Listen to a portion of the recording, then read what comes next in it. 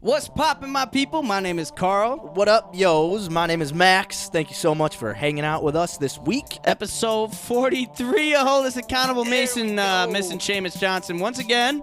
Yeah. Employee of the month over here, man. I guess so. He certainly has a lot to do, that guy. He's probably doing homework or something. I wonder if he's played the guitar. Probably not. Ladies and gentlemen, let's have a fucking good time tonight. Shout out Decker Pollinari. And challenge the listeners to get up out of their comfort zone. Try some shit they ain't done before. This is Hold Us Accountable. Episode 43, y'all.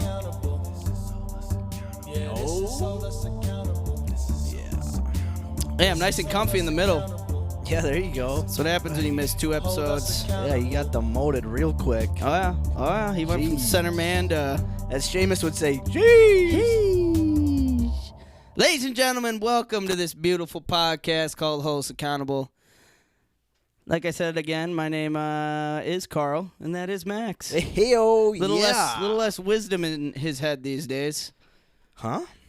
Little less wisdom. What? Huh? Yeah. I got the wisdom teeth out. Haven't heard those ones before. I think I've heard those before my wisdom teeth got taken out, so I'm used to it. Yeah, man. But, nice. Shout out Goodwill for the shirt. Yeah, man. Both shirts. Oh. Yeah, I went on a Goodwill spree. I thought you had Adidas on underneath. No, it's some lips. It is. Oh, fuck, man. Hey. Gotta love the good finds at Goodwill. So, yeah, but thanks for hanging out. Episode 43. We can't wait to get into it. We got some fun stuff to talk about. Always do, man. But, yeah, if you are watching on YouTube, the timestamps for the different segments of the show will be up in this corner here. Right there. You can also find the timestamps in the show notes on YouTube or on wherever you're listening to the podcast. Also, give us as many stars as you can, if you can, on whatever platform you're listening on. That helps. We'll take a half. We'll take a half a star. Anything, just give us a rating. It'd be cool. And other than that, thank you for hanging out with us. It's been a fun time. Fun time, man. Fun times. Are you doing something other than the old Latte McGee, huh? I'll probably just stick to beer. I was gonna say whatever that the feng shui one is. I don't know if I'm gonna do that one. All right. I'm not sure yet. Well, we're sticking to our roots tonight. We're sticking to the old roots. Well, son of a bitch. Let's get down. Let's Down and dirty. Ladies and gentlemen, episode 43, beer of the week. Keeping it simple, keeping it light tonight. Drinking a little latte. I like beer because it is good. Yeah. I drink beer because I should. If there was a song to sing, I sing. Hey, it. cheers, bud. You bring. I drink beer when I am sad because the beer, it makes me glad. Now there's nothing left to say, so let's go drink. Push! Beer is good. Beer is good. Beer is good. It's good. Yeah, man, we are, last week I had a hell of a time drinking wine. About halfway through the episode, couldn't see Max anymore. Then you toss a pepper on it. Got a little funky. Oh, you are digging deep. Yeah, I'll do just Little treat. Hopefully Little treat. Is there 2 or is there Juan? there are 2 in there. You want one? Not fucking do one. Why not? See if this laptop works yet. Oh, yeah. Nope. Doesn't. Wait, which one do you want? Do you want the milk stout? Dog, throw that thing away. All right. We're drinking something funky. Max, you're going to have to do some research. So originally, my plan to avoid not remembering the first half of this episode was to just stick to the lattes, the Busch lattes, Busch Light. And, I mean, it's kind of a family staple here in the fam. And so I found a little couple fun facts. We're going to be rating them off of Packer players who wore the number 43. Whole lot of them. Oh, man. There's some good ones. A whole lot of them. Old dandy, old... Oh, there was a good one I got a kick out of. Lost it already. Anyway, we'll do our research. Not a lot of superstars who wore number 43. Nah. I mean, no. No. I mean, 44, you get into the Najee Davenports, James the Starks. Starksies. No, at first I thought Mike McKenzie, but he was 34. 34, yeah. So let me give you guys a little history behind the Busch beer. If you guys are, we were really digging deep into the coolers tonight. So Busch Bavarian. That'll go on Busch- the B word list. Yeah. Can't pronounce it already. Busch Bavarian. Busch began as Busch Bavarian, the first beer made by Anheuser-Busch following Prohibition. Busch Bavarian was given the slogan "Clear and bright as mountain air." So this is the first Busch beer put out by Anheuser-Busch. And then wait, Busch Light was the first beer? No, Busch Bavarian.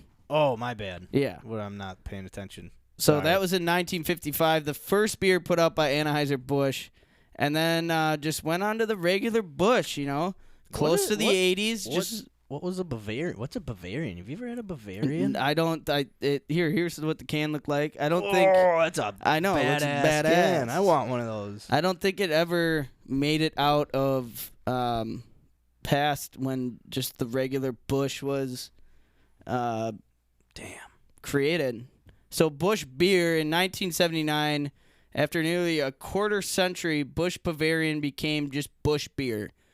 The Busch beer we know today, the new beer was with a lighter and sweeter taste, was given the slogan "Head for the mountains," and even if it sounds of refreshment, head for the mountains, and even if it sounds of refreshment, Busch. That was the slogan. And then, so after 1979, the newest addition to Busch, Anheuser-Busch, was Busch Latte. 1989, Busch's first light beer, the Busch Light Draft, arrived in 1989. However, Draft was dropped in 1994, and it just became purely Busch Light. So they used to have Draft on the bottle. And then it just became Busch Latte. So the smooth, little bubbly water that we drink frequently in our lives. So they just changed the draft to latte? Exactly. And then we want to go a little farther in Busch history. 1994, Busch introduced its first non-alcoholic beer. The slogan, right? No, That's just exactly kidding. what the slogan was. It helps a lot of people, so yeah. It does. Mountains of real beer and mountains of real beer taste. Busch NA. Hey, I mean, And then one Gotta say what you gotta I say. haven't heard of this one. Busch in 1995, Anheuser-Busch came out with Busch Ice. It was welcomed into the Busch family with a higher alcohol percentage of 5.9%. Busch Ice featured the slogan "Brave the Cold" with the 5.9% booze. That'll help you brave the cold. Yeah, that'll put a little pepper in your ass. And then what I mean? after that, they just came out with Camo cans in 2006. And then I think the newest addition of the family was the Busch Light Apple. Hey, don't fix it if it ain't broke. You know what I'm Exactly, saying? man. This is just you keep a nice, well-oiled machine around it. They changed their cans, and I used to be like, I like the old cans a lot better, but I like these new I've cans. adapted. I like them. I agree. So I mean, I did find my buddy had an old can still sitting in a fridge. Yeah, that's the. And he's like, "Man, dude, that's been there for years." And I almost drank it, but then I'm like, "Nah, dude, keep this as a novelty." Yeah, I mean, it was just more of a simple can, you know. It was just a simple can. It was and indeed. That's what you love about it. Yeah, man, it's good taste and Tarski. But what else are we drinking? We're also drinking a beer by Pearl Street Brewery in La Crosse, Wisconsin. We have drank from beers from this brewery before. They really did take my wisdom from me. We drank the Linalool. I can't remember what we gave it. Let me see if we can find it quick. I don't think that was a bad beer. If I can't remember. Yeah, right? It's like, how long ago was that? Pearl Street, Linalool. Oh, So we okay. gave it teams. Oh wow, you get Oh. 2018, 2019, 2011. That was the 15-1 team. So that's a good rating. It is good Well, maybe that's bad though because we lost. against. So was this as bad? Because I did 2018, 2019. Was this the time we did like? I should have put like if it was good rating or bad rating. So we rated it off of like Packer teams like, yeah. And I gave it the 2011, 2012. You gave it the 18, 19, Right. which were both good teams. Just Right. didn't bring us to the end. Yeah. So I don't really know what. Could have been a good beer at first, and then just Yeah. That was sucked. pretty early on too. I mean. Yeah. But anyway, all right. So that was we did Linalool. We are drinking. This one is Supreme Fatty. This is a juicy IPA. Ooh. A little bit. Oh, I'm not gonna talk about Pearl Street. We've already talked about them. They're from La Crosse. They've been around since 1999. There you go. Yeah. Right after the old Bush camo cans came out. They saw the camo cans and we're like, you know what? We're doing beer. We're doing. All right, Darcy. let's see if I can find this. Oh, there she blows. I do remember the Linalool. Supreme Fatty. Supreme Fatty has a big malt flavor with oats, honey, malt, and milk sugar, utilizing Amarillo. Boy, what is that? Well, Mosaic hops. Oh. Hey, the mosaic. Those were hops we were thinking about using our HUA beer. Mhm. Mosaic hops combination for a juicy flavor, 7% ABV, 25 IBUs, which means IBUs, what was it, like closer to 100? It's more bitter. Yep. So it's the internet something bitters unit. Right, yeah. Yeah. Something So closer to 100 is really really bitter. So this is a little on the lighter side. 25%. Yeah, not Yeah. bad. So that's Linalool. It's funky can. Mhm. It's kind of like 70s looking design We're gonna go almost. fucking, take a couple, and go to a Take a nice couple rips. disco. Take a couple rips of a Supreme Fatty, go to a disco. Yeah, and man, I could do that right cut about a now. rug. Cut a rug. Yeah, shout out all the shag carp. Shout out 70s, man. Shout out that 70s show. All right, let me Shout try out this. Red. Shout out Kitty. Oh, shout out Kitty. Kitty could get it. All right. Donna's mom. Oof. What was her name? Midge. Midge. Remember when Midge left? What a sad episode. She really left. That show would just hit you with a sad episode, and you'd be like, God damn. It's like when Eric and Donna broke up. Right? And then he, came back for... Yeah. Didn't he go to Africa? Or he Africa left or for something? Africa in the show. He's like, I'm gonna... Yeah, that was a weird but great show, man. Yeah, what do you think? What are your thoughts? Good. Heavy flavor, like full flavor. Yeah, a full lot of flavor. Yeah. A lot of flavor. But not too much. Big malt bill with wheat, oats, honey, malt, and milk sugar make it supreme. The Amarillo. Oh yeah, you already read this. Yeah, that's pretty good. Yeah, so we're gonna rate this off players who wore 43. This is kind of fucked. Yeah, this will be a tough one. We could do we just stay on track and we could switch it?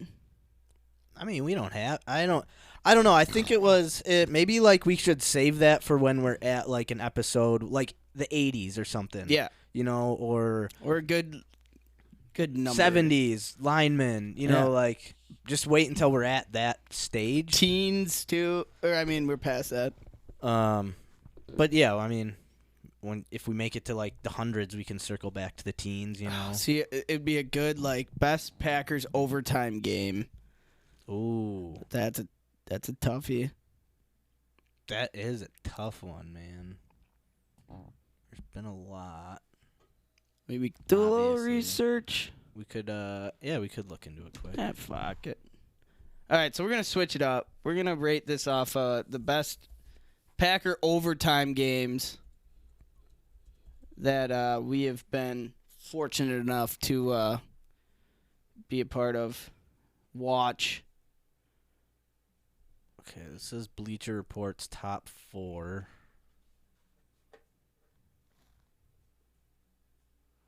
They have...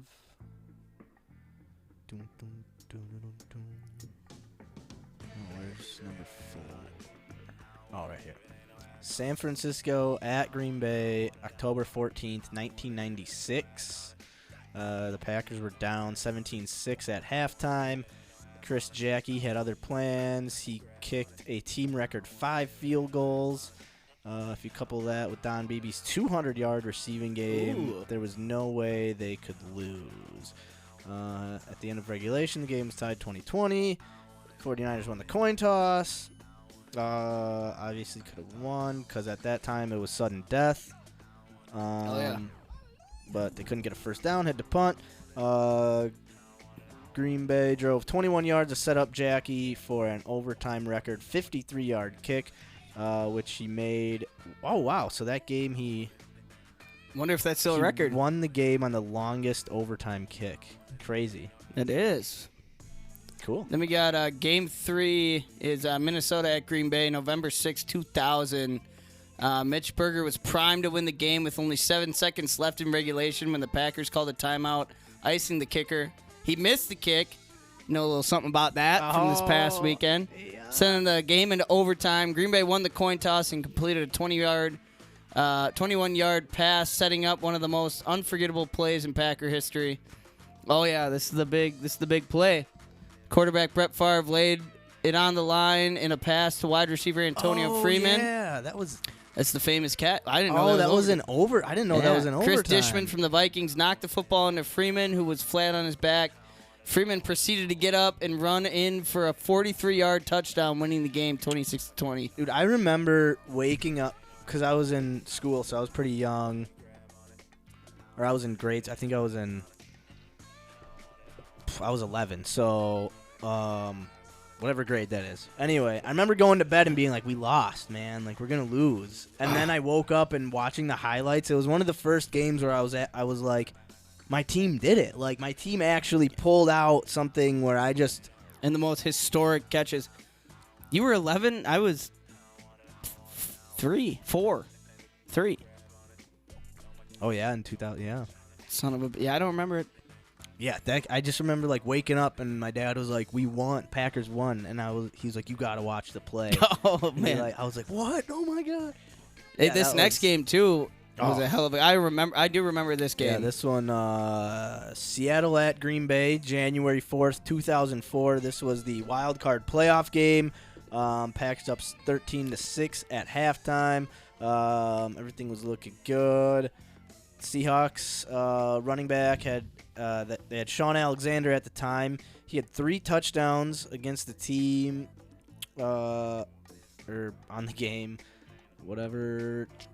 Thought they were Matt Hasselbeck won. This is the game where Hasselbeck won the coin toss, and he exclaimed that they wanted the ball and they were going to score. Yeah. And then he threw the 52-yard pick six to Mr. Al Harris, who we got the pleasure to meet. Yeah.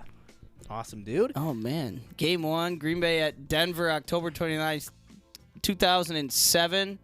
I think this was the passing of Brett Favre, right? This is after his... No, this was when he launched a bomb to Greg Jennings. This was the first game that came to mind only because I was watching it with my dad, and I remember I called the play, just not the right person. I was like, play action, bomb to Donald Driver. And they ran a play action, bomb to Greg Jennings. Man, a lot of good ones. And, I mean, even this game this past weekend would be up. I mean, just the back and forth, the intensity of it all. The constant, like... Because at some point, as, like, a Packer fan, a lot of times I feel like we fight against the game. We're constantly like, oh, this isn't going our way. Like, defense is... But at some point, I can't remember when it was. I think it was the Jamar Chase touchdown at the end of the half. Yeah. that it was just. I was like, that was just an amazing play. I can't even be mad. No, man. At my team, the other team was just, and you just like surrender yourself to the game, and you almost don't even watch it as a fan. You're just watching it and just hoping your team wins. But you're just like, whatever. It's a well-rounded, like, respected game. Good defense, good offense. Dude, and that Burrow, he took did you see that? Oh, that hit, that his head hitting that ground. Oh, my God. And it just was like it was a great hit by Savage. It was like right to the hip. So it wasn't dirty. It wasn't super low. But then he took that hit over the top. But then it just so happened that Campbell was also running, and he just was in the... He took a bounce it off the ground. Oh, my Holy shit. God. Dude, there have been some... I think in the next 5 years, we might see someone die on the field. It's a possibility, man. I mean, it is. How advanced can then helmets get? Man. These guys. Dude, Savage flies around. Dude, he doesn't. Like, he has zero regard for his. Bat out of hell, just fucking, I love seeing that, too. Yeah. Out of a secondary. No, yeah. But yeah, it's as like a dude who, like. Because sometimes, I don't know, the older I get, the more I start to, like, see these guys as, like, people. And not just like athletes on the field, like guys who need to win for me because if they don't, my week is. It's more of like you get older and you're just like, it's man, personal now, like, man. God, these guys, like you got stuff to do when you're like 40. Like, if say we had a brand new kicker, he was a rookie, or we just picked him up and he missed those field goals, I'd be like, fuck this dude, get him out. But it's Crosby, so it's like, dude, this dude's been clutch for like 40 years. Yeah, how do you? You know. All right, so. Overtime games. I don't know. That's not a bad list, honestly. No, just it's like not. Good, because all these ones, the only one I don't really remember is the '96 one. Because I was, I mean, obviously, like I don't remember the game, the Antonio Freeman catch, but like, you know of it. I've watched the game. Right, I've watched the highlights. Yeah. These are pretty like big time games too, though. You know, is this beer true, that good? I don't know. We can look for another list here. Yeah, that's the stuff. We got music playing. We chilling. Episode 43. We're doing the beer of the week, based off rating it off the best Packer overtime games. Maybe even the worst. You know, if you don't like this beer, think about a game in the past that we lost in overtime. What do you think about overtime these days? Do you like the way we run it, where we can tie, or? I don't. It's tough. I think in the playoffs it should be this way, but regular season I think it should be. You shouldn't tie games. I shouldn't be able to. Well, here's the thing. Then win in regulation. You're right. You're fucking right. You know, like I as much as I don't like a tie either, it's like when people say that, there's like zero argument. I can't be like you. Because we had how many opportunities to win that game? So it's like, how many quarters do you want us to drag on for you guys to miss field goals? Right. You guys want to miss 10 more in a row? Like, people don't want to see that. Yeah. Like, at some point, you just got to say, look, you guys didn't have it. Let me see if I can find another list. Ladies and gentlemen, my laptop still not working. Still not working, man. I'm trying to think of some off the top of the dome, but it's hard. I mean, if you really don't like the beer, you could do the Cardinals-Packers playoff game. You could do that. Hope you guys are all doing well. We're happy to have you with us. Episode 43. We are rating our beer, Supreme Fatty, brewed by Pearl Street Brewery out of La Crosse. And we are trying to find a list of Packer overtime games. Yeah. Seamus may be joining us tonight. We don't know. We could be about 5 minutes before the end of the show, and his drunk ass may stumble in. I doubt it. Yeah, me too. But, you know, what you gonna do? Golly. It's hard to find like a list.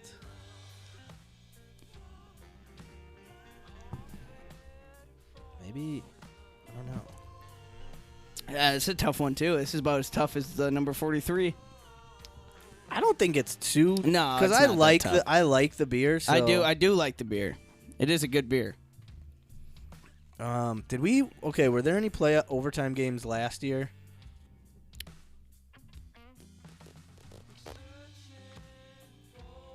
Look it up. Can't remember how. It's hard.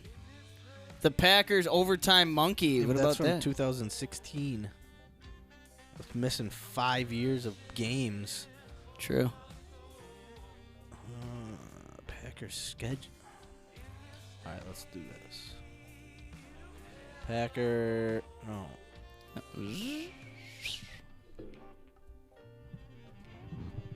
Bear with us. Enjoy the tunes. We're just doing a little research. We had our plan set on players on who wear number 43, and then realized Patrick Dundy's the only fucking person we know who wore number 43. And he was not good. What was that guy's name? Buckets McGee or Buckets Johnson. Buckets Johnson back in 1940.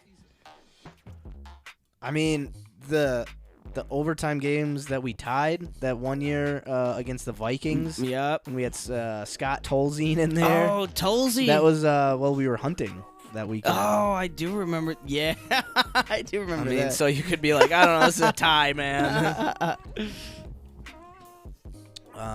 Let's see. Oh man, it's a tough one. I guess it's you play a 16-game season. You think back on it, it's like just remember the games we won, the good games.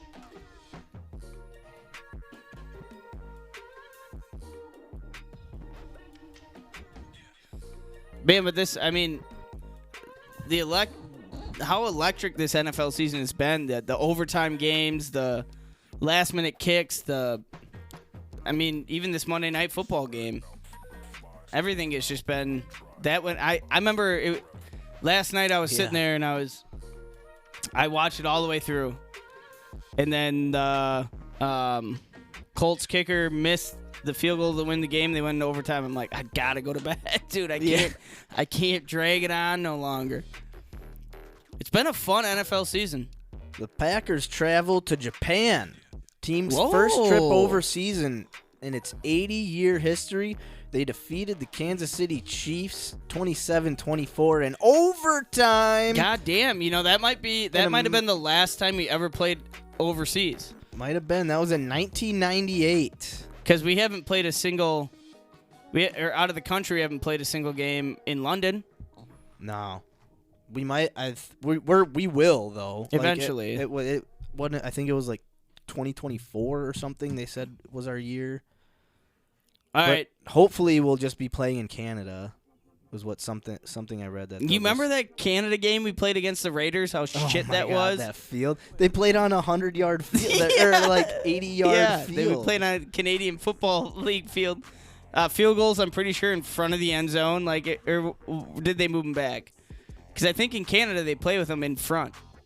Well, no. So what they did, that's why the field got all fucked up because they moved them back. But then there was a patch. My God, that was so bad. That they. I totally forgot about that. Yeah. That game went to overtime. Did it? I don't know. I was gonna say I'll pick fucking that game. God damn it. This one just has the. So okay, this was in 2016. McCarthy's overtime record was 1-8-1. Rodgers' record was 0-7. Playoffs they were 0-4. Matt Flynn, Scott Tolzien 0-0-1. Man, but that was back in 2016. You know what? So. I'm I'm gonna give this a goddamn Packers versus the Seahawks. Oh, fuck it. I mean, you know, I didn't think it'd be as good as it was until that aftertaste. Man, I didn't think you liked it at first, or like weren't the biggest fan. Oh no, I'm a fan. I like it. It's good. It's bold. It's flavorful. It's Why the fuck did I spend 20 minutes looking because up? I didn't think you were fucking thinking anything. Fucking pink lips. Jesus. Just giving you shit. No, I like it. Yeah, it was good. I was good with that list over there. I like it. I'm a fan, man. All right, I'm gonna give it a Packers Seahawks 2004 at Lambeau Field. Al Harris picks it off after Matt Hasselbeck. Talk big game over the mic, right in the middle of the field, and to win a game that we thought could have ended poorly, ended fantastic. Oh. And maybe that was how I feel about this beer. You know, it started off, not really sure. Finish that taste, get that aftertaste. That's a damn good beer. I love it. I That's love an it. Al Harris in the end zone kind of beer. Hell yeah. It's not because I don't want to search any farther. It's because I thought that beer was fantastic, man. All right, good thing we have 2. Boo-doo. What do you think, bud? Man, I'm gonna go with. Hold on, let me write this down. What year was that? 2004. 2005. Yeah, the young buck was 7 years old at the time. Man, you remember that like it was yesterday. Yeah, vivid. I'm going with the Broncos one. Okay. Just because it was a regular season game. It wasn't like playoff game. Nothing on the line. Nothing really on the line. And this beer it's a good beer. It's it's fine, but I don't think it's playoff worthy in my brain. I do. Yeah, good. I'm glad. Supreme fatty. Supreme fatty man. Yeah. So we'll go with that. All right. And All right. call that the Fuck. beer of the week, Ladies baby. and gentlemen, episode 43, beer of the week. Getting real. Oh, real quick update. Not going to make it tonight. I'll eat a habanero next week. I apologize. From James Johnson. Okay. I will get a habanero. I will have it ready for him. He said Glad it. you are a big part of the show. I'm going to send back. Tell him that he definitely will have a habanero, like, legitimately ready to go. All right. Because I think missing 2 weeks in a row, he deserves a habanero. All right. I sent him, glad you are a big part of the show. Bring your milk next week if you even make it. What a piece of shit. You should cap it off with, thanks, roommate. Is this what I expect out of you being a roommate? Oh, yeah, no, I gotta, goddamn, Seamo. Making me keep track of shit now. All right, well, shout out Seamus Johnson and his girlfriend who doesn't know how to fucking drive. Jesus Christ, dude. Can we get some fucking... We might have to bring intern Jake back. God damn. We just might. All right, well, yeah, shout out Seamus. Thanks, bud. Might have been a 2-weeker, but it's all right. It's all right. What are you going to do? You live and you learn. You only hire the good employees.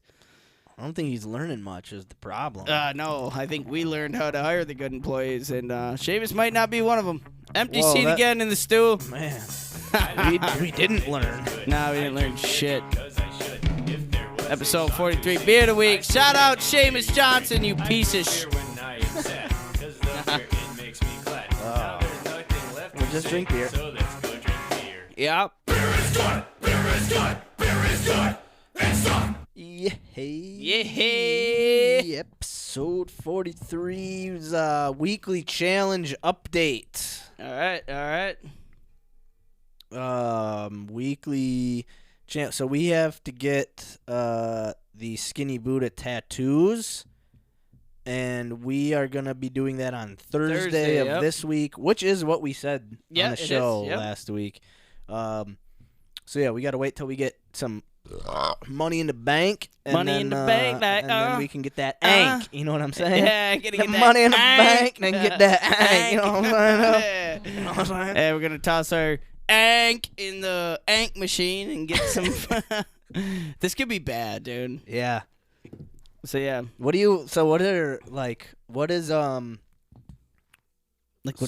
you shoot, how am I hoping for? Yeah, and then what's like one thing you like I don't like want realistic? I don't want like a fucking dragon tattoo. Oh, okay, Or like yeah.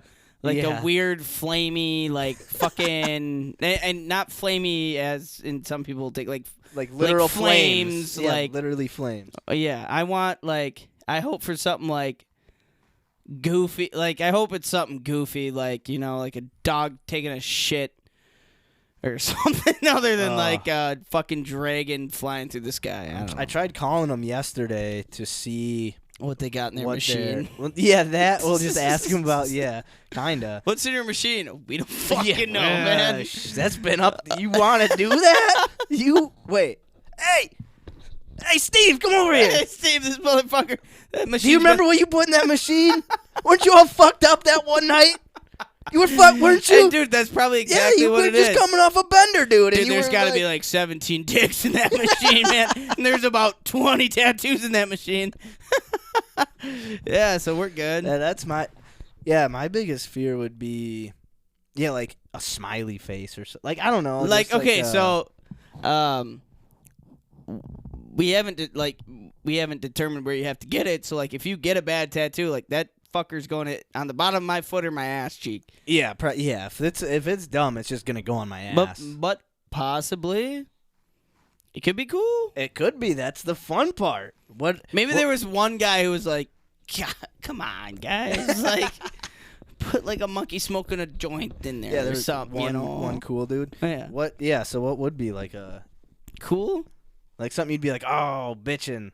Like, something, like, if I pulled out a picture of, Like, just like a some type of, like, cartoon? like funky, goofy cartoons. Maybe we could ask him, like, if it's kind of... It'd be like, hey, could you just put, like, a little flair onto it? Just, like, your own... All right, so we already, like, we're set on the machine, right? Yeah, we got to do the machine. Okay. I was going to say, like, we could ask him, like, what can we get for $50? Nah, we got to do the machine. Okay. We gotta do so, it. I mean... We got to do it. We can't really tell him flat. We have to keep the $50. Because worst things worse, you got to put it on your ass. Or the top of your bald-ass head. Nah, dude, I'm short, man. Everyone will see that. Looking down on me. What the fuck? Why do you gotta... Okay, what if you, like, what would be, like, terrifying, or, like, just terrible if you pulled it out? Like, okay, obviously there's no dicks, there's no... Yeah, it's it's all probably like something that's like super duper cliche, like a tramp stamp, like flags, you know? That's, yeah, like that's like one of those. Yeah, or like suns around your nipples or something. I wouldn't do that. I mean, you know. No, yeah, one of those, like anything that's like just anything that's like the typical tattoo. Only God can judge me. Yeah. No regrets. No like, regrets. Shit. Like that, yeah, like the tramp stamp, or like the barbed wire. Yeah, you'd be like, "Fuck, man, I barbed put wire." that right around my ball sack.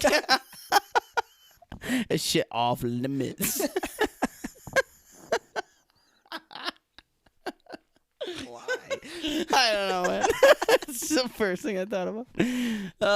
I mean, there's a lot of... Who knows what's in that goddamn... You know how many times as a kid I went into that tattoo machine? Because we've done this as kids at Century. Oh, yeah. Yeah. And we, you crank the thing, open up the little... This is probably exactly what we're going to do. Open up the little capsule. Oh, man. And you're like, fuck! Did I get it on? God damn it. I got a Britney Spears tattoo, bro. Yeah, that will... I think that actually did just kind of scare me a little bit if I have to get a fucking, like, tramp stamp design of a tattoo tattooed on me somewhere. Yeah, because it's gonna... The only place it's gonna look where it belongs is bottom of your back. So if you put it on your ass... Oh, okay, this would be... I don't think we'll do this because... But, okay. So, it would be funny if you get a tattoo... You don't like the first one that comes out. So, you get a chance to do it again. But... The other person gets to pick where it goes. Oh shit! So okay. If you hate the first one, you're like, fuck. Okay, can I do a respin? And if you do a respin, the other person gets to pick where it goes. But that's fucked up. That's Are you in? I'm in. No, I mean I'm in because if you really don't like the first one that much, then it's like yeah, that's true. Yeah, I mean, I'm in. I'd be cool with that because I'm not gonna be. I'm not gonna be an asshole. Oh, you got that second one's a tramp stamp. Put it right on the forehead. I think you need some new eyebrows, buddy. Yeah. Oh, dude, this is risky because no motherfucker goes to this 50-cent machine and is like, I wonder. Want to get a tattoo? Boss, put a couple cents in the old machine. Let her pick for me. Maybe we get something dope, dude. Maybe get a little Jorgensen smoke. Dude, I'd even be cool with joint. just like flowers. Like I'd be down just Anything, throw some dude. flowers somewhere. I mean, okay, not anything, but yeah, you know, like a fucking piece of pizza. All right, I'll put that bitch on. right? mine, Like you know? I'd be like, fuck it. I Fuck guess it. I do like pizza that much. You know? I do. I'll be eating pizza for the rest of my life. So I'm like never gonna not eat pizza. every time I eat pizza, it's, all right, let's go. Give me the arm. Like that. Oh, A little too much of a good tap thing tap. Seamus's laptop in here. Not too bad. It's not. You know what we should do? He won't listen this far. We should. No, he we won't should even get. listen to it because we he's should not even a fan find- of the show. we should if he doesn't show up to the show. Yeah, he's.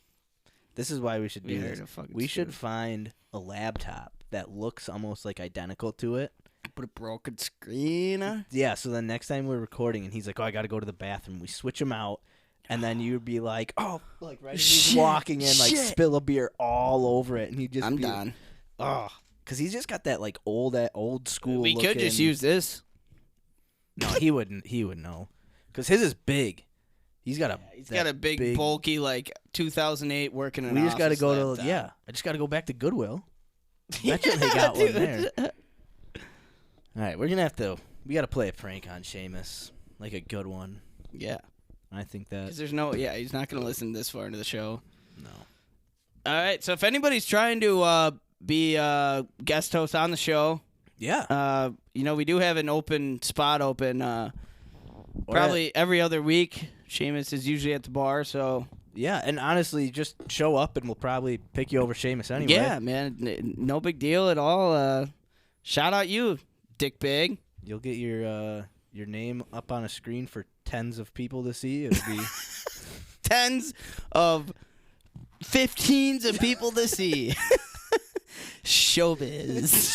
showbiz, baby. Showbiz, baby. Oh, yeah. So Okay, yeah, so that was our weekly challenge. That's I the was about to weekly say, like, challenge the fuck- update. yeah. I mean, have you I don't know. Have you been working on anything? Like, how's the table coming along? You little- What? you gotta let Slowly that but surely. dry, huh? Yeah, I planed it down a little more today. Yeah. So, yeah, you cut it, plane it, little bits at a time to make sure your wood's flat. So it's been drying, slow process. I'm not rushing it. I don't want to fuck it up. Yeah. Cool. So been working on that a little bit. Working on my 8-year milk can process. we'll still. get into that. I'll get into that That's later. our but monthly personally, doc. Yeah. Anything? nah, man, not shit actually, which is disappointing. What about you? No, I mean I'm looking to buy Oh yeah, this is big. buy a property. Yeah, that's Hopefully, Big time. yeah. So Wednesday. So where are you looking now? Wednesday, I'm gonna go check out a few places. Nice. And one of them is actually pretty promising. I actually got my hopes up pretty high for this one. East side, west side. It's actually very close to here. Oh, it's like bitchin'. right behind a few streets behind the Pick and Save. Okay. Back there. Nice. So it's over there. So yeah, I got my hopes up. Big backyard or big yard. Cool. So that's like one of the big things. And I if you get need. somebody who you family or you know, then that's one big backyard. Yeah, exactly. It would be Hey, That'd be that's nice, so that's a big. that place on Webster that I saw on what was that last Friday yeah. got an offer put in on Saturday. Oh. So I was like, the yard was pretty small. It would have been doable. I would have had to do a lot of like fencing and landscaping, Yeah. which would have been fun, honestly. But it wouldn't have been like ideal, you know. They also put in like a giant like cement round circle fire pit like right in the middle of their yard. So it was like their whole yard was just like taken up by this like it basically We're burning, bitches. well, and then the other thing, this cement circle was gigantic, and then the fire pit was kind of small. So it was like just like gaudy, just fucking. they just ugly. like put. I think there were two guys because when I was going up there, I saw the guys I think that lived there, Yeah. and they had the the construction gear, you know. So they're probably drunk one jeans, night. Like, yeah. let's see how big of a fucking ring we can Bet make. you we could fucking pour some shit. So yeah, What do you think? The inside circle like 2 by 2, and then the rest of the circle like fucking 5 feet. hey, we need seating, man. People got to put their chairs down. Yeah.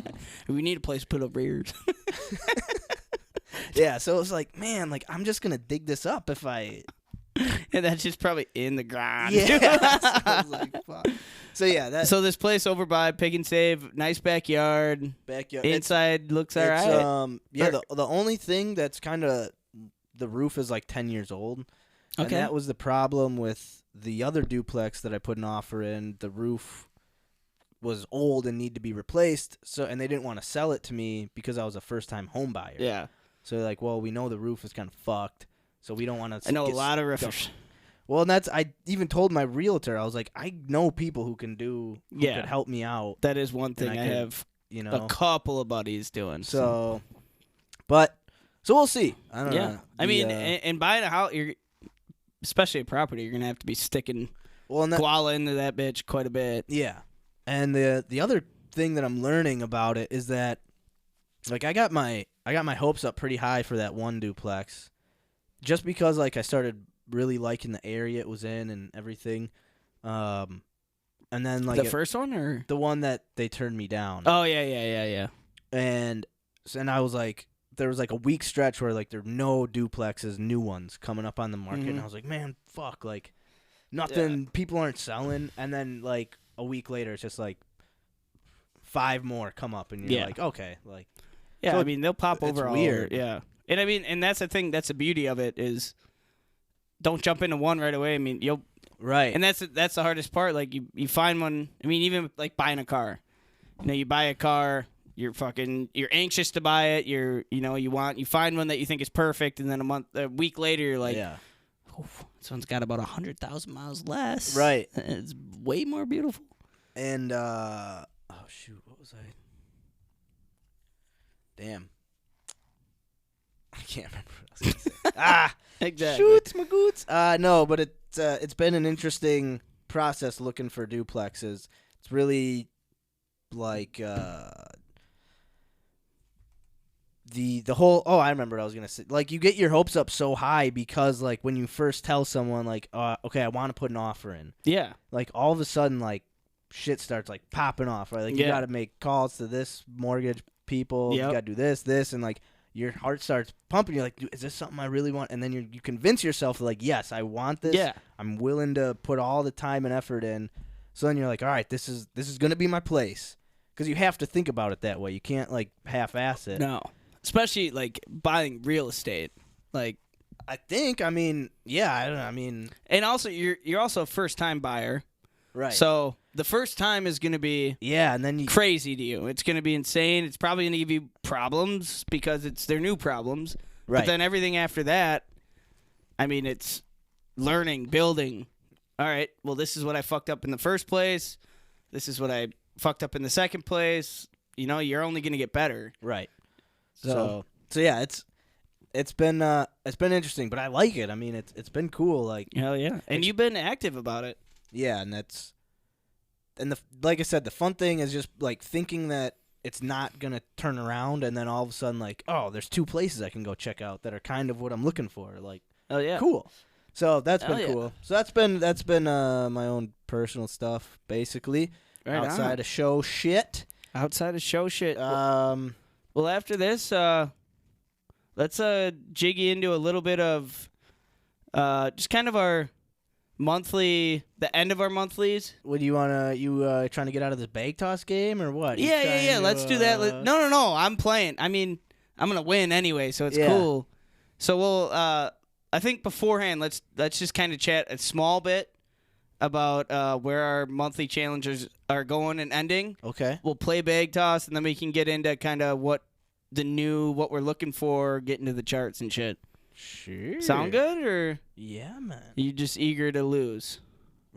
No. All right, ladies and No, gentlemen, not we're at going to all. get into a little monthly challenge recap, and then kind of the new end of what we're thinking about for our next monthly challenges. I'm going to run real quick outside of the studio. I'll be right back. We're going to do a little Bluebells Forever tune for you. Tune in. We'll be right back.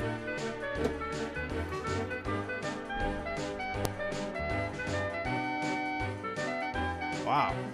Thanks for these awesome tunes, Carl. This fucking guy. He's got blue balls over there, so he's got to play bluebells. Fucking A. Changing up the show.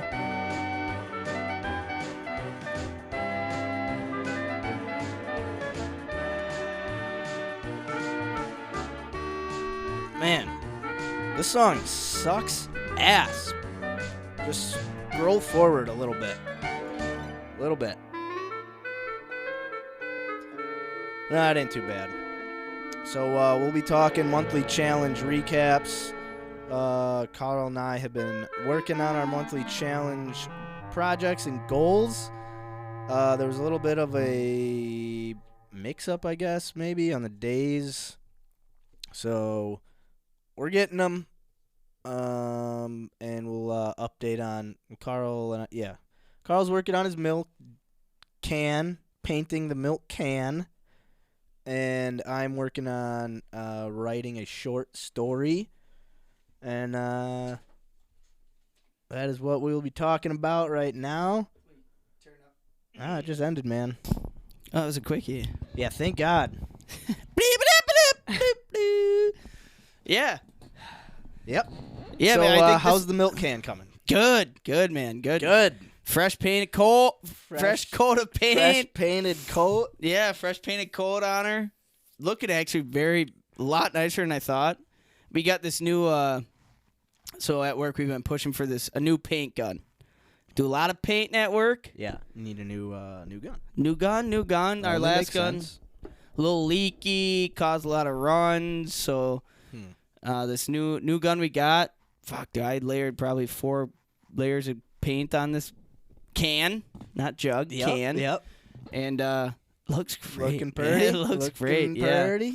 Yeah. The details are what's kind of messing with me a little bit. Well, yeah. So did you explain how like the picture was painted by someone else and you have to recreate the picture perfectly the way this person painted it originally? So yeah, I have not actually. So yeah, I got this milk can, and which our manager had just call him manager had painted a picture probably back in 1904, a picture of a farm, our farm on it, and wanted me to repaint the can, make it look fresh, make it look nice, and then kind of touch up his painting. And the hardest part about it is I sanded down everything but his painting because I didn't want to lose his artistic touch on it. Right. And so I painted the entire milk can, taped off the and you sanded down because you're getting all the old paint off. Yeah, right? getting all the old rust especially. Rust is it makes everything bubble, chip. So I painted off as much as I could, and now it's kind of just looking at the painting, which is still a little bubbly. So what is your, like, do you have a plan for how you're going to try to repaint Just going to this? paint over it.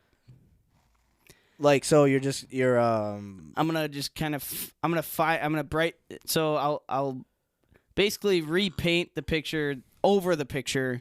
Okay. Like I'll follow how he did it, but just put new paint on, brighten the colors, and then, you kind of brought something up, like maybe just put a clear coat, like seal it so it doesn't rut or like flake or rust. Yeah. Which I don't know if that's possible. I've never done it. I don't work with metal much, so. Well, I know like Rust-Oleum makes like a clear Rust-Oleum. Yeah, so I might do something like that. Paint off or tape off the rest of the jug so I don't get clear coat over my paint. And then, I mean, basically, things only gotta last like 10 years, so. Yeah. Or 20, 40, 50, 100 years, you know. It's only Forever, it's got to last forever. That was fucked up. I'm sorry. I take that back. So, yeah, no, I'm trying to figure out a way to make it last forever. And so I'm not like an articulate. Artistic? Articulate. What does articulate mean? Articulate? I don't know if is that's that a word? I don't make know that up? if that's a word. Articulate. I think it is. Articulate? Articulate. Okay, I missed the fucking L. Well, no, articulate is like how you speak. Okay, yeah. Not an artistic guy. I thought it meant like detail, like fine detail. I'm not a fine detail. Can't like like if I'm doing something. Yeah, I guess that would. Yeah. Okay. Because that like it's hard. Like if I'm doing a painting, like I just need to do. You're not an articulate painter. Yeah, sure. Okay. I can't pronounce my paintings well or whatever the word. No. I think what you mean would make sense if you like said it like that. Yeah. Yeah. So like it's hard. I'm trying to make everything perfect, with making everything lastable. Right. You're trying to think of just like, all right, I get the rust off and repaint it, and this thing will last a while. Now you got to worry about a picture. Yeah. That I can't sand down, because if I sand down, then it's hard to Then recreate. it's another 6 months for our manager to wait for me to get this goddamn thing done. Yeah. Because Picasso ain't perfect. So man, and the crazy thing is, we know a lot of people, but we don't know many like painters, like detail. Yeah, and that's the thing. I don't want to I start something, I don't want somebody else to finish for me. That's like the hardest part about it. Which would be a good trait to have. Like, okay, I did my part. I know how to use a spray gun. I'm good at a spray gun. Everything looks good, coated. You're a very detailed, illustrated artist. Finish it for me. Yeah. And I just wouldn't feel good about that. Well, but if they do the picture perfectly, and you're able to provide a product that's perfect. I'd probably sand it down and do it myself. Fuck them. So yeah, okay. So that's a little. That's where the milk can is at. Milk can is other milk jug is empty, but yeah, that one is fully. Full Yeah, you finished that thing off last week. Yeah, man. Yeah, last week was a doozy. I don't know how the manager didn't have how he ate a cereal. Or anything is blueberries, is green beans, raspberries. Literally fucking any fruit. Oh man, that's my finest memory of this place. You want blueberries for breakfast? Yeah, of course. What are we doing with milk? It's like cereal. Bitchin'. It's like a liquidy parfait. It is, yeah. And I learned to love it. All right, so you talked about your being Shakespeare and shit. You wanna toss and then we'll talk. No, So I can. I mean, we don't. Yeah. No, I'll give an update. I kind of went ass backwards on this one. But. No, it's all right. I'll just update kind of what you said on. I can save the little writers highlight section or whatever you want to fucking call it for later. All right. But no, so my monthly challenge was to write a short story, and what I did to try to accomplish this was basically just take like speaking notes and then go back and re-edit it, write it, clean it all up, and have that be my short story. So I drove down to Illinois one weekend, so most of that trip was spent talking to my phone this short story. You found out that you talk a lot. I found out I talk a lot, and it takes a lot to go back and like clean up your thoughts, right? Because when you're just talking, you kind of like highlighting it's almost like I didn't really dive into a lot of detail. Detail. I was just kind of flying through like the main points of the story and trying to basically creating like an outline, and then I had to go back through and like fill it all in, and on top of that, like edit all the grammar, like put in punctuation, because there's no punctuation. I was just talking. Yeah. So it was just one long sentence basically. Yeah. So you had to go in and put sentences. Because if you do it on mic, every time if you're done with the sentence, you have to say period, comma. Well, even that, like and then comma, it literally will spell out comma. So yeah, I had to do all that. So it was just a lot more work than I originally thought. I liked it though. Like it was fun to do. I just knew it was it's just one of those things that you have to put like your whole like thought process into. So for me, I don't like having like a time limit on that. So Yeah. I don't like being like, all right, let me just get an hour in. Because I might, if I start rolling 45 minutes in, because it's just taking me a while or whatever, and then it's like, well, I only got 15 good minutes. So I would try to like save it for the end of my day. Okay. And sometimes like it would be like 11 o'clock at night and I'm trying to do it and I'm falling asleep. Yeah. And sometimes, like, especially with writing or reading too, like you hit a funk, you hit a good, like, you're writing, all of a sudden everything's flowing, you're going good, you're going through everything well, and then at a point you'll just hit a wall where it's like, I can't, like, I've read this sentence, this paragraph 4 or 5 times, and I just can't.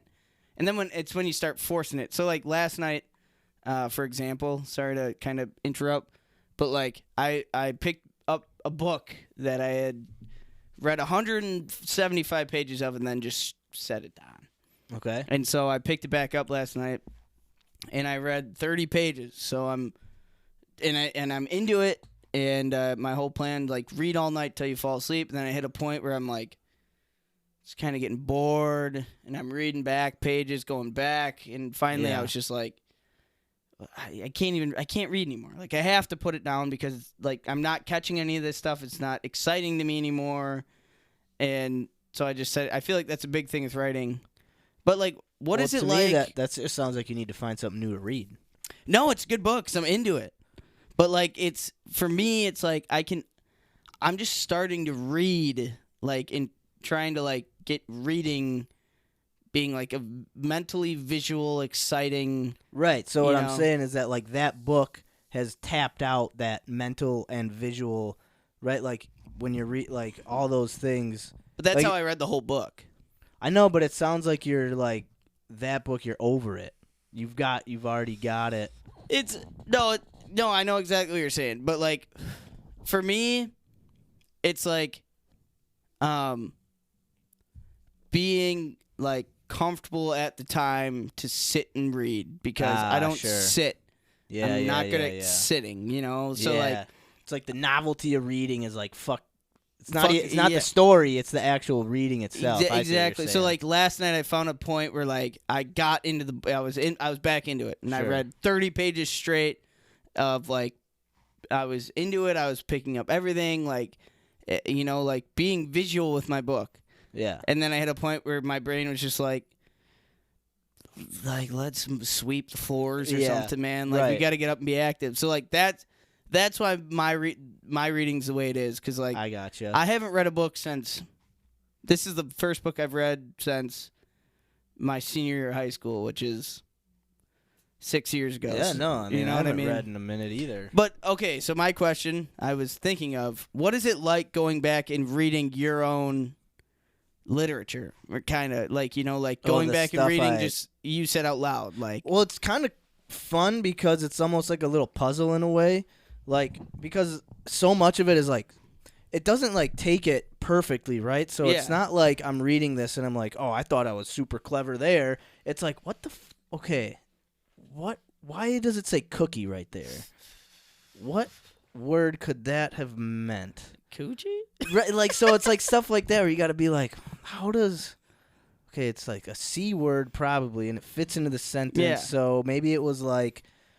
It's like picking your own brain. Yeah, and then also trying to figure out what a phone thought what you were saying. Yeah, man. So it's fun because you don't take it so seriously, like, oh, that's a dumb idea, or like that's stupid. It's more of like, oh, okay, how can I change that sentence to fit the rest of the flow or where I want this to flow to? Yeah. So it's like you're proofreading yourself. I think if I went back and read it now after I've completely edited it, I would be like, why was I? Yeah, see, ain't that the doing worst that? part about Yeah. it? Somebody who's probably wrote, like, the finest novel can probably reread that whole book and say, like, why the fuck would anybody buy this? Right, exactly. And yeah, like, basically what you're doing, like, you said you would send stuff to your sister to proofread.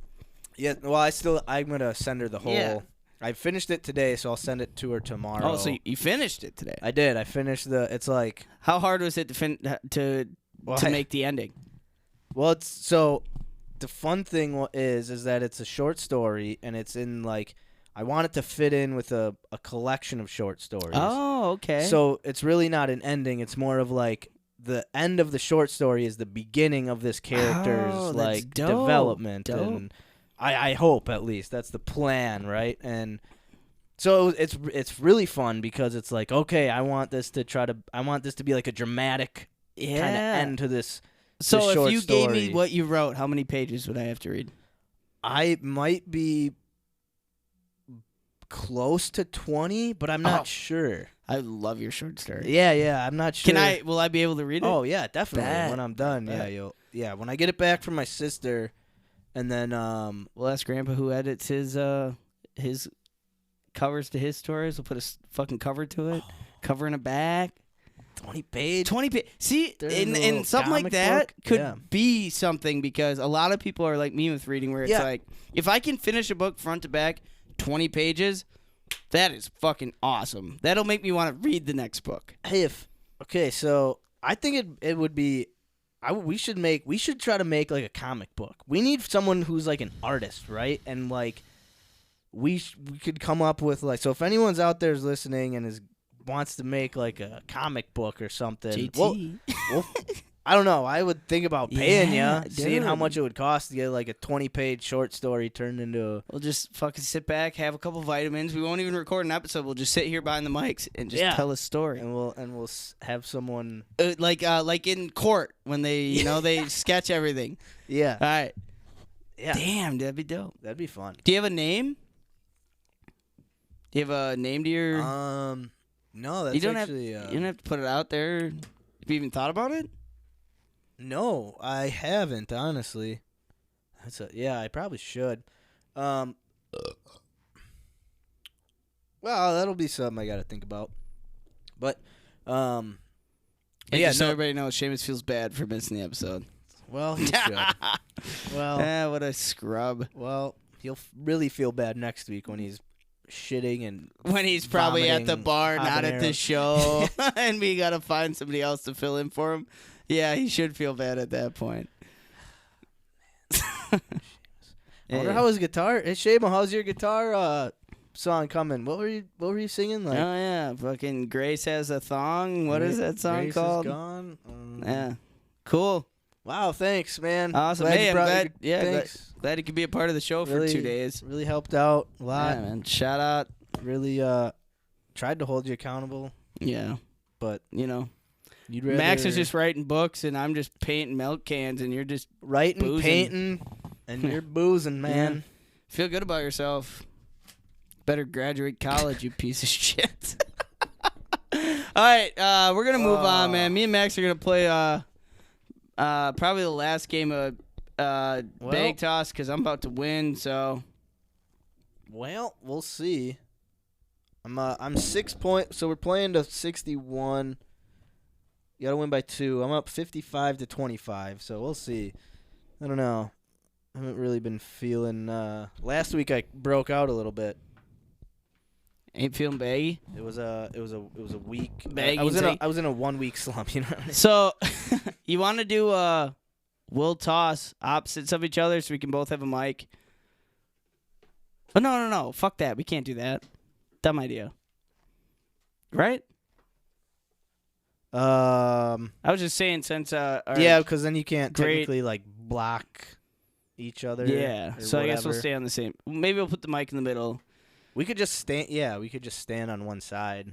All right, ladies and Yeah, I'll gentlemen. twist this around. We got done talking about Max being Shakespeare, Seamus being a piece of shit. Hey, me, you're Da Vinci over Da there. Vinci, He's a I painter, prefer I prefer Monet. what's the guy with 1 year,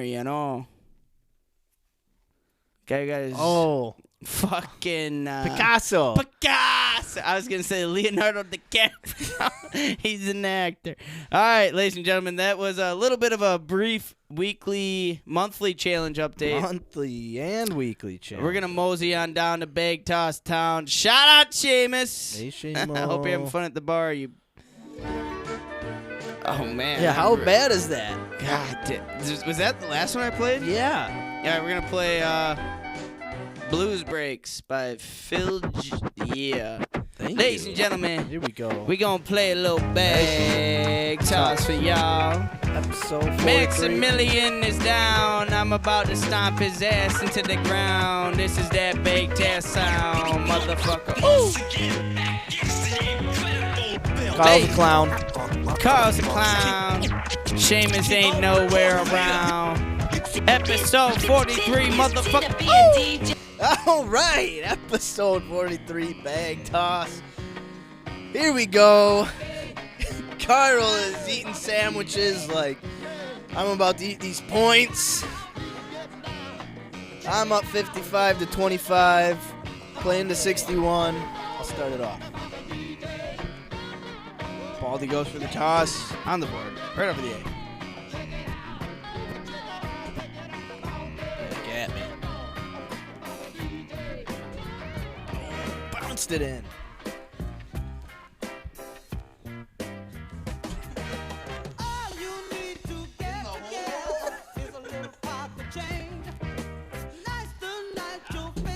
Oh, I left an opening.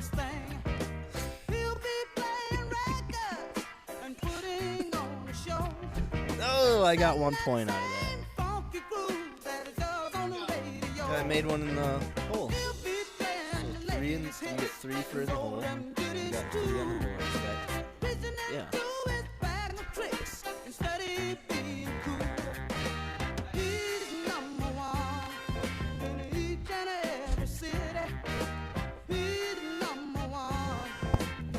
All right, ladies and gentlemen, Max made tree. I made tree on the board. Max made 2 on the board, 1 in the hole. Apparently, that's 3. So, so the score currently is 56-25. Let's get down to it. That's just how we've been scoring the whole game. That's probably how you won that goddamn cribbage game too, huh, bud?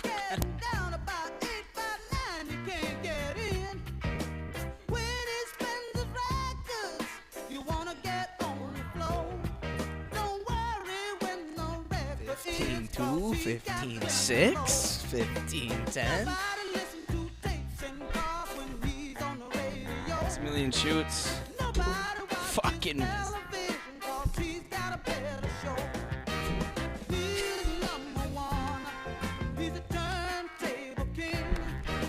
Oh.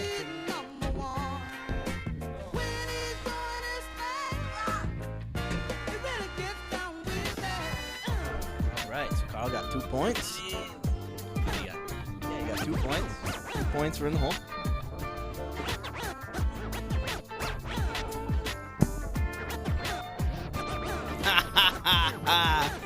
All right, ladies and gentlemen, that was episode 43, bag toss of the week.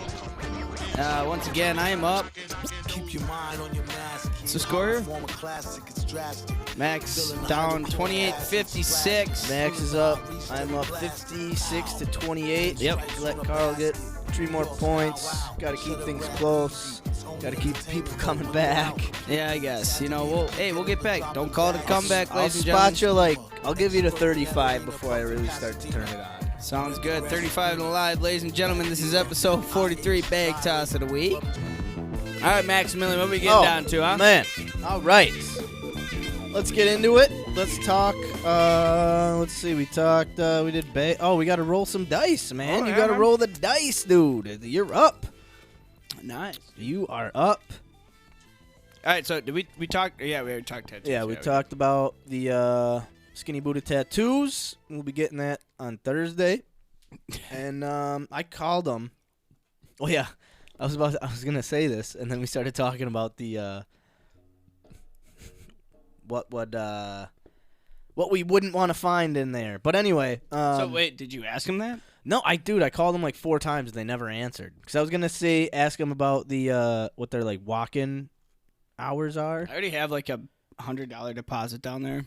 Oh, So nice. we might be able to just get them for free.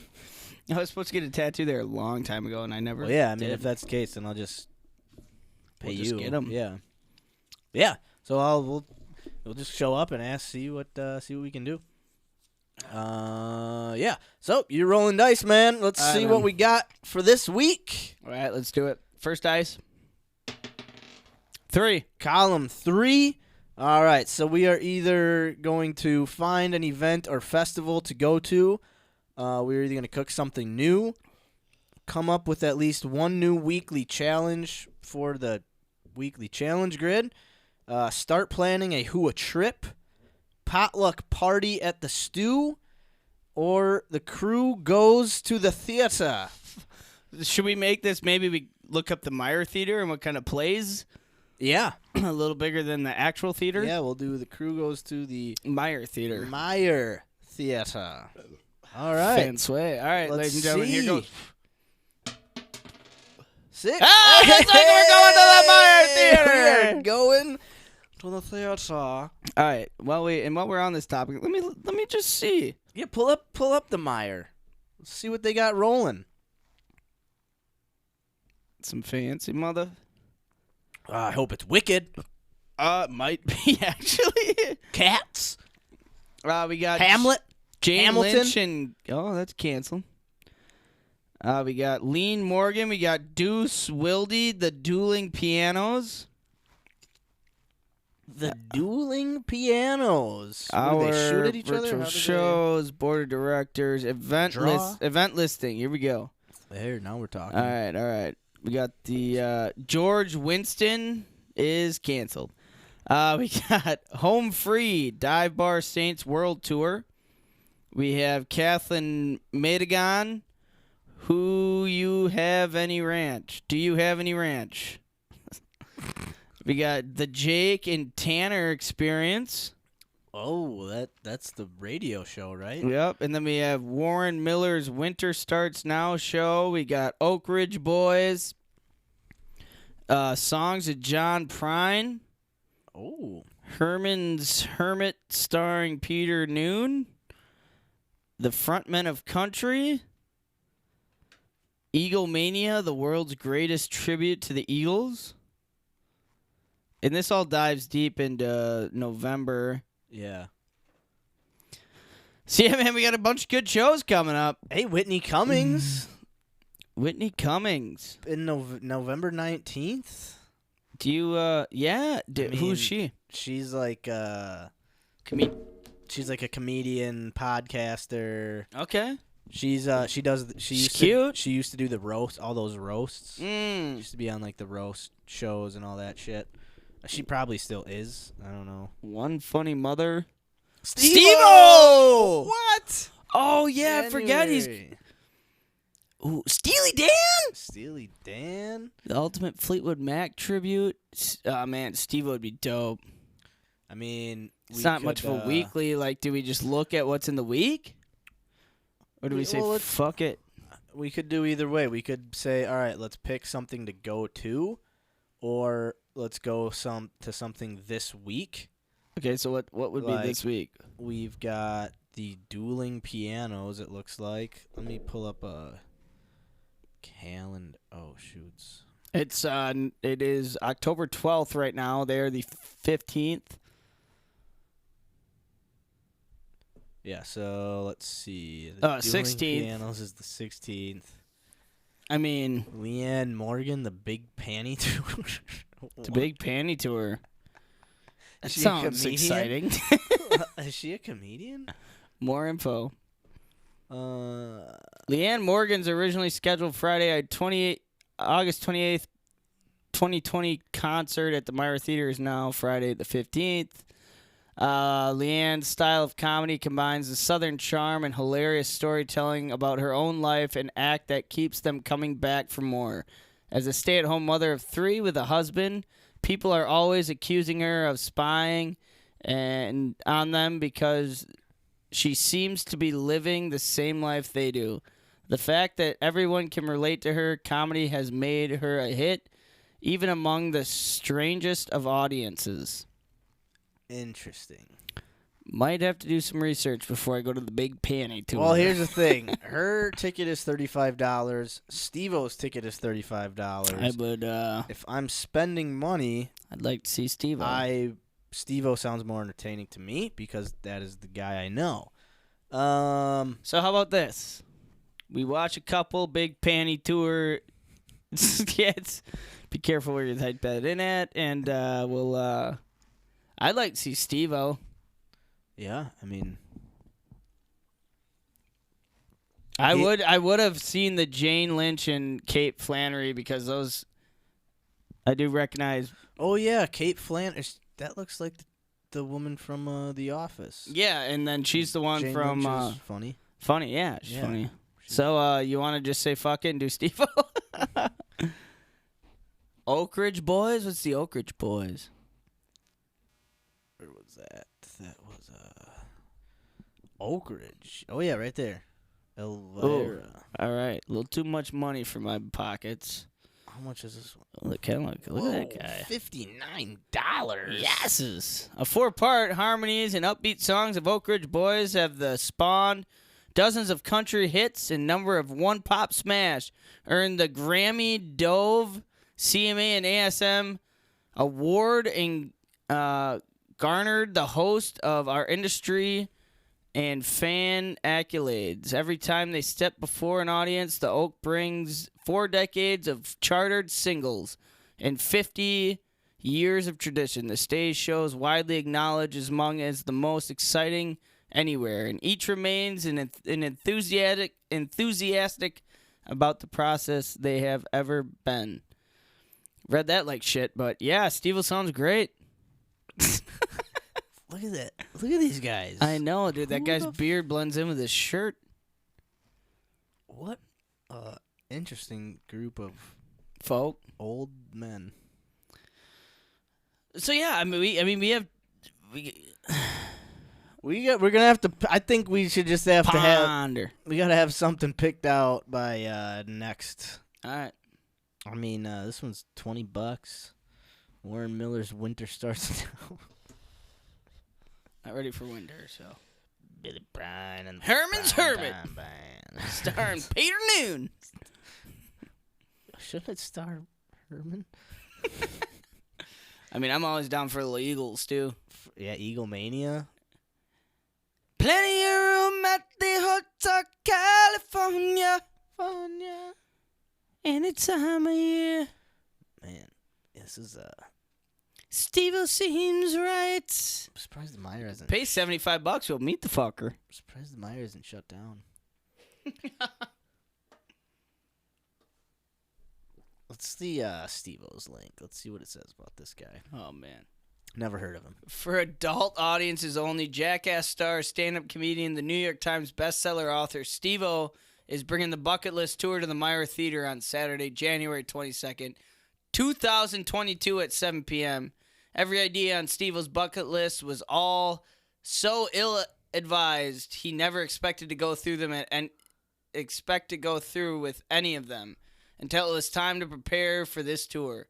Not only did the stunts more ridiculous than what you already know Steve-O for, he did them all. He made multimedia comedy show out of all of them. Not for kids, not for the faint heart. This show is for adult audiences only. That sounds entertaining. It sure does. We might have to go with that one because that sounds like a comedy Jackass style. And it's Steve-O. And it's Steve-O. It's Wisconsin. Well, he's sober now, so he's not going to be drinking. No, but he's still wild. But he's still wild. I keep up with Steve-O. Yeah?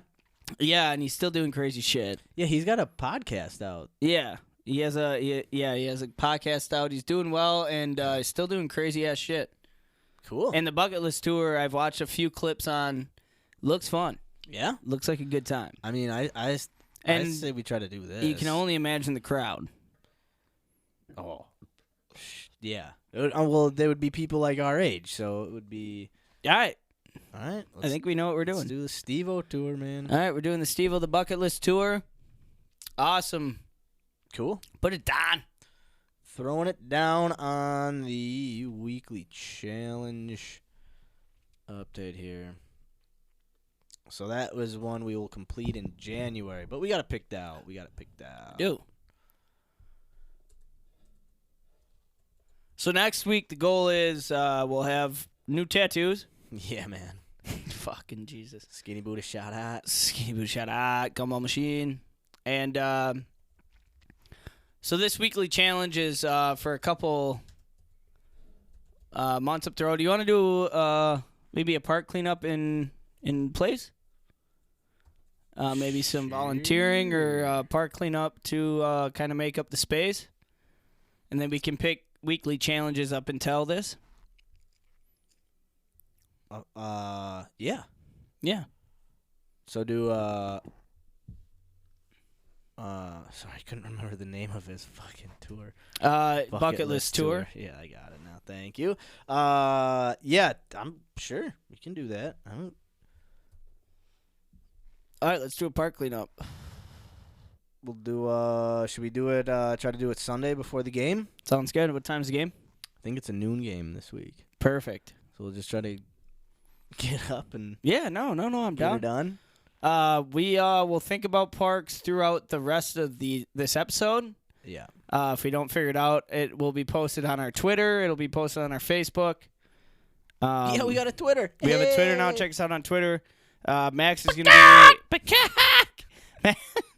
Max is gonna be in control of the Twitter, Instagram side of social media. Oh. Unless I can, I'll give you the Twitter sign-in and stuff. because I could do Instagram too if I get the HUA sign in. Oh yeah. Yeah. So Max, so we'll keep you guys posted on what we're gonna do Sunday morning before the Packer game. We'll do a quick park cleanup. Seamus will probably be sleeping or at a bar, so he will not be there. Just consider Seamus. Yeah. So if you're a Seamus fan, just put him in the past. It's cool.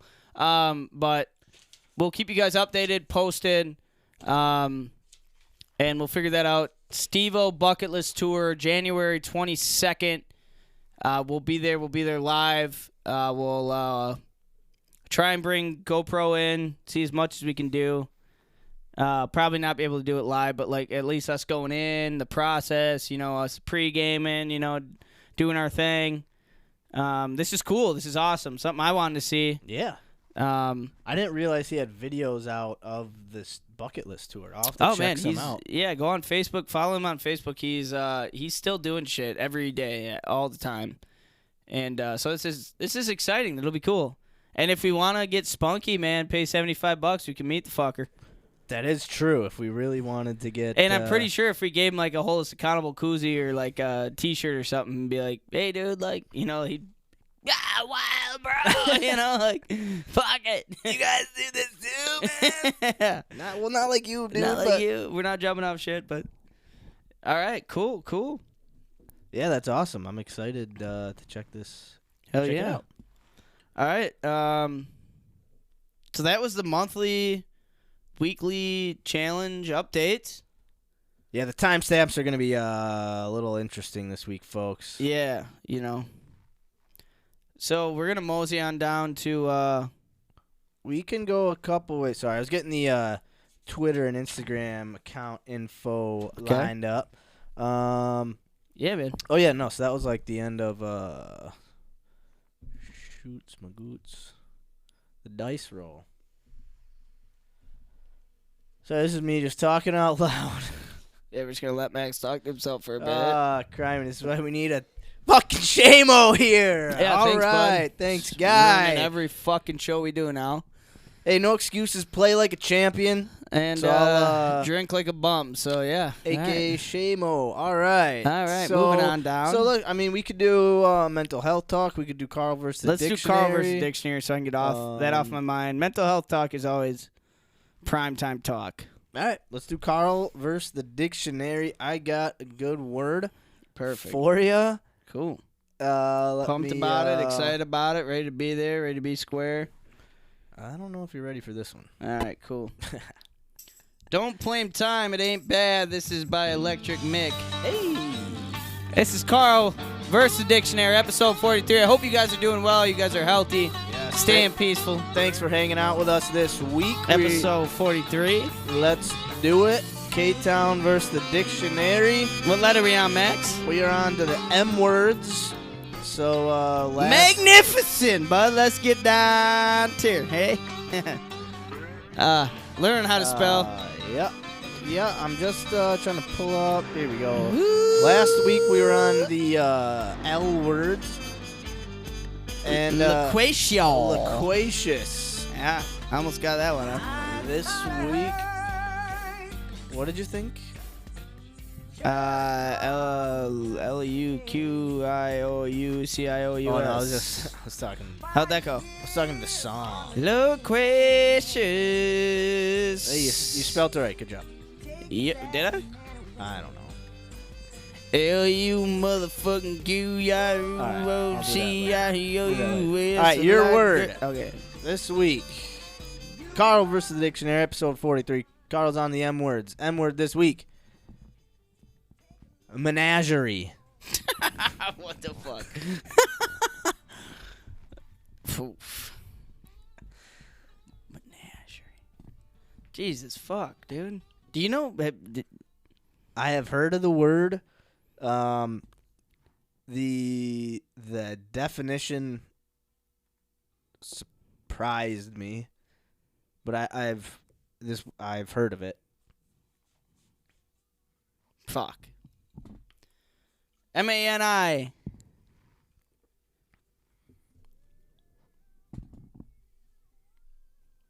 Menagerie. See, it's always like the zzzz. You know, the zzzz that fucked me up. Menagerie. Same time.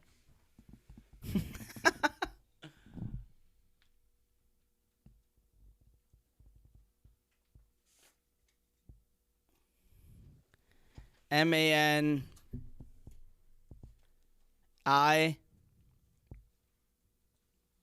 Fuck. Menagerie. M-A-N-I. It's like I want to toss like a C in there. Do whatever you feel.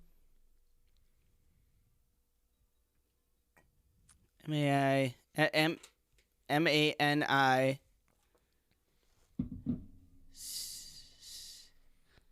C-I-O-U-R-Y. C-I-O-U-R-Y. No. Okay. No, Fuck you. Do I gotta put me down? I'm not trying to put you down. It's like a teacher saying like, "Oh, you were pretty close." So I'm not a teacher, man. Menagerie. Oh, Shh. menagerie.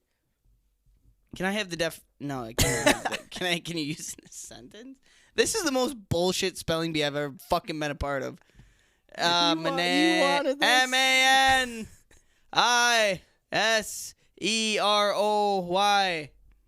O-U-I. Oh, man. I laugh only because you're going to kick yourself when you hear how it's actually spelled. That's why I'm laughing. Was my second time. You're just overthinking it way too much. Menagerie. So There's a G? There's a M-I-N-I. G? E-R-O-U-I? O... I mean... R-I... Menagerie. What the fuck is it? Am I getting close? Am I touching? Nah, you're not really close. All right, cool. Again, I'm only laughing because you're just going to kick yourself. It's M-E-N... Okay, I was already wrong. A-G-E-R-I-E. I'm not kicking myself because I would have never guessed Well, that. no, I know, but I mean, not that you would get... Definition. It, Oh, wait, all right. Yeah, Use you it in a gotta- sentence. Let me guess it. Use in a sentence? Okay, menagerie. I have no fucking idea. Is it like, menagerie. All right, use it in a sentence in a way like maybe I'd have to guess a little bit. If you can.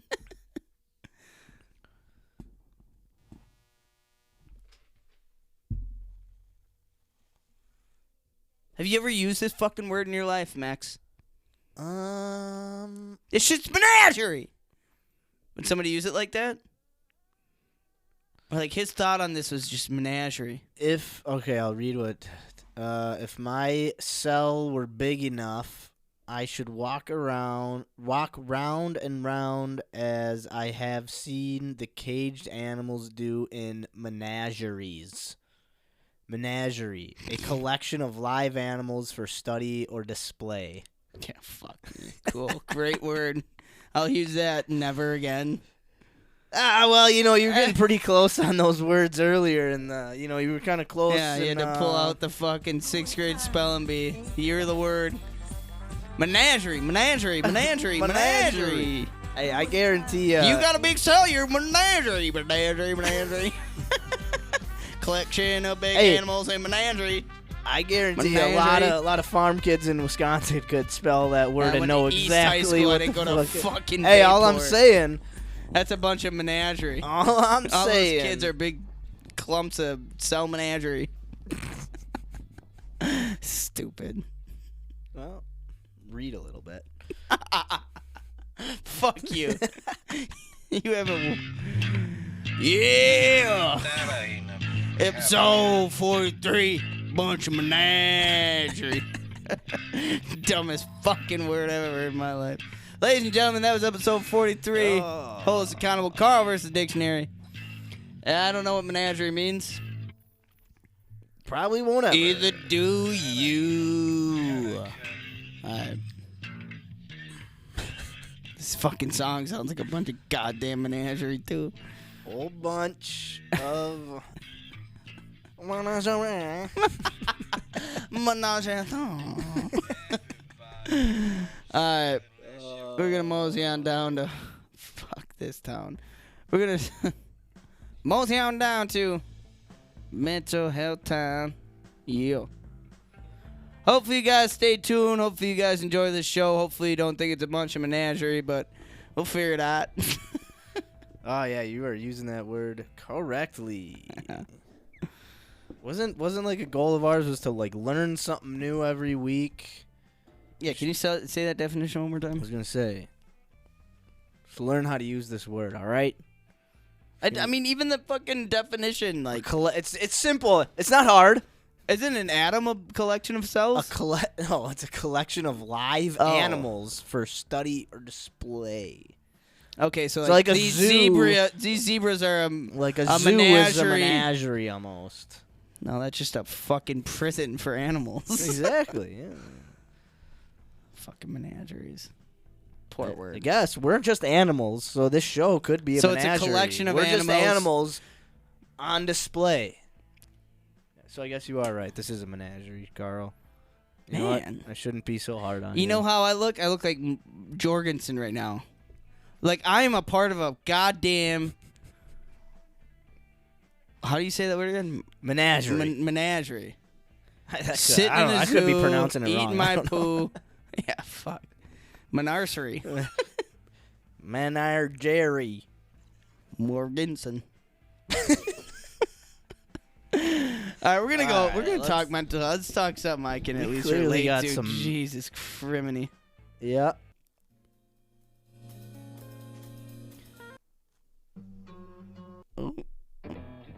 Yeah. All All right, right, ladies here we and go. gentlemen, episode 43 of Menagerie. We're gonna talk a little mental health, y'all. I'm just a collection of something that's getting studied for something. Let's figure this out. Yeah.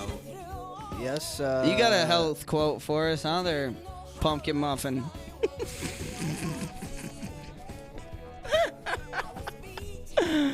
Shout out. Yeah.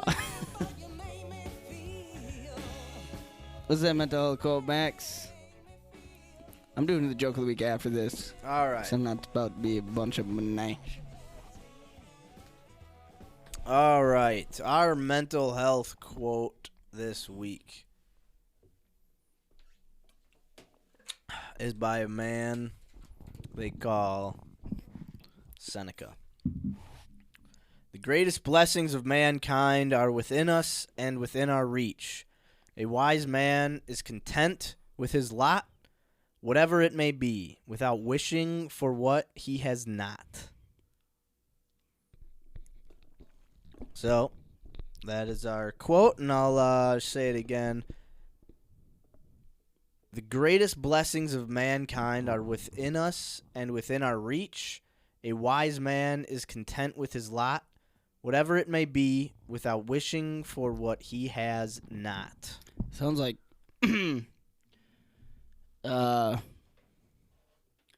something that seems impossible to a lot of humans most days. So to me, okay, this is be be grateful, be happy with what you're given, with what you have, with what's within the life you live, and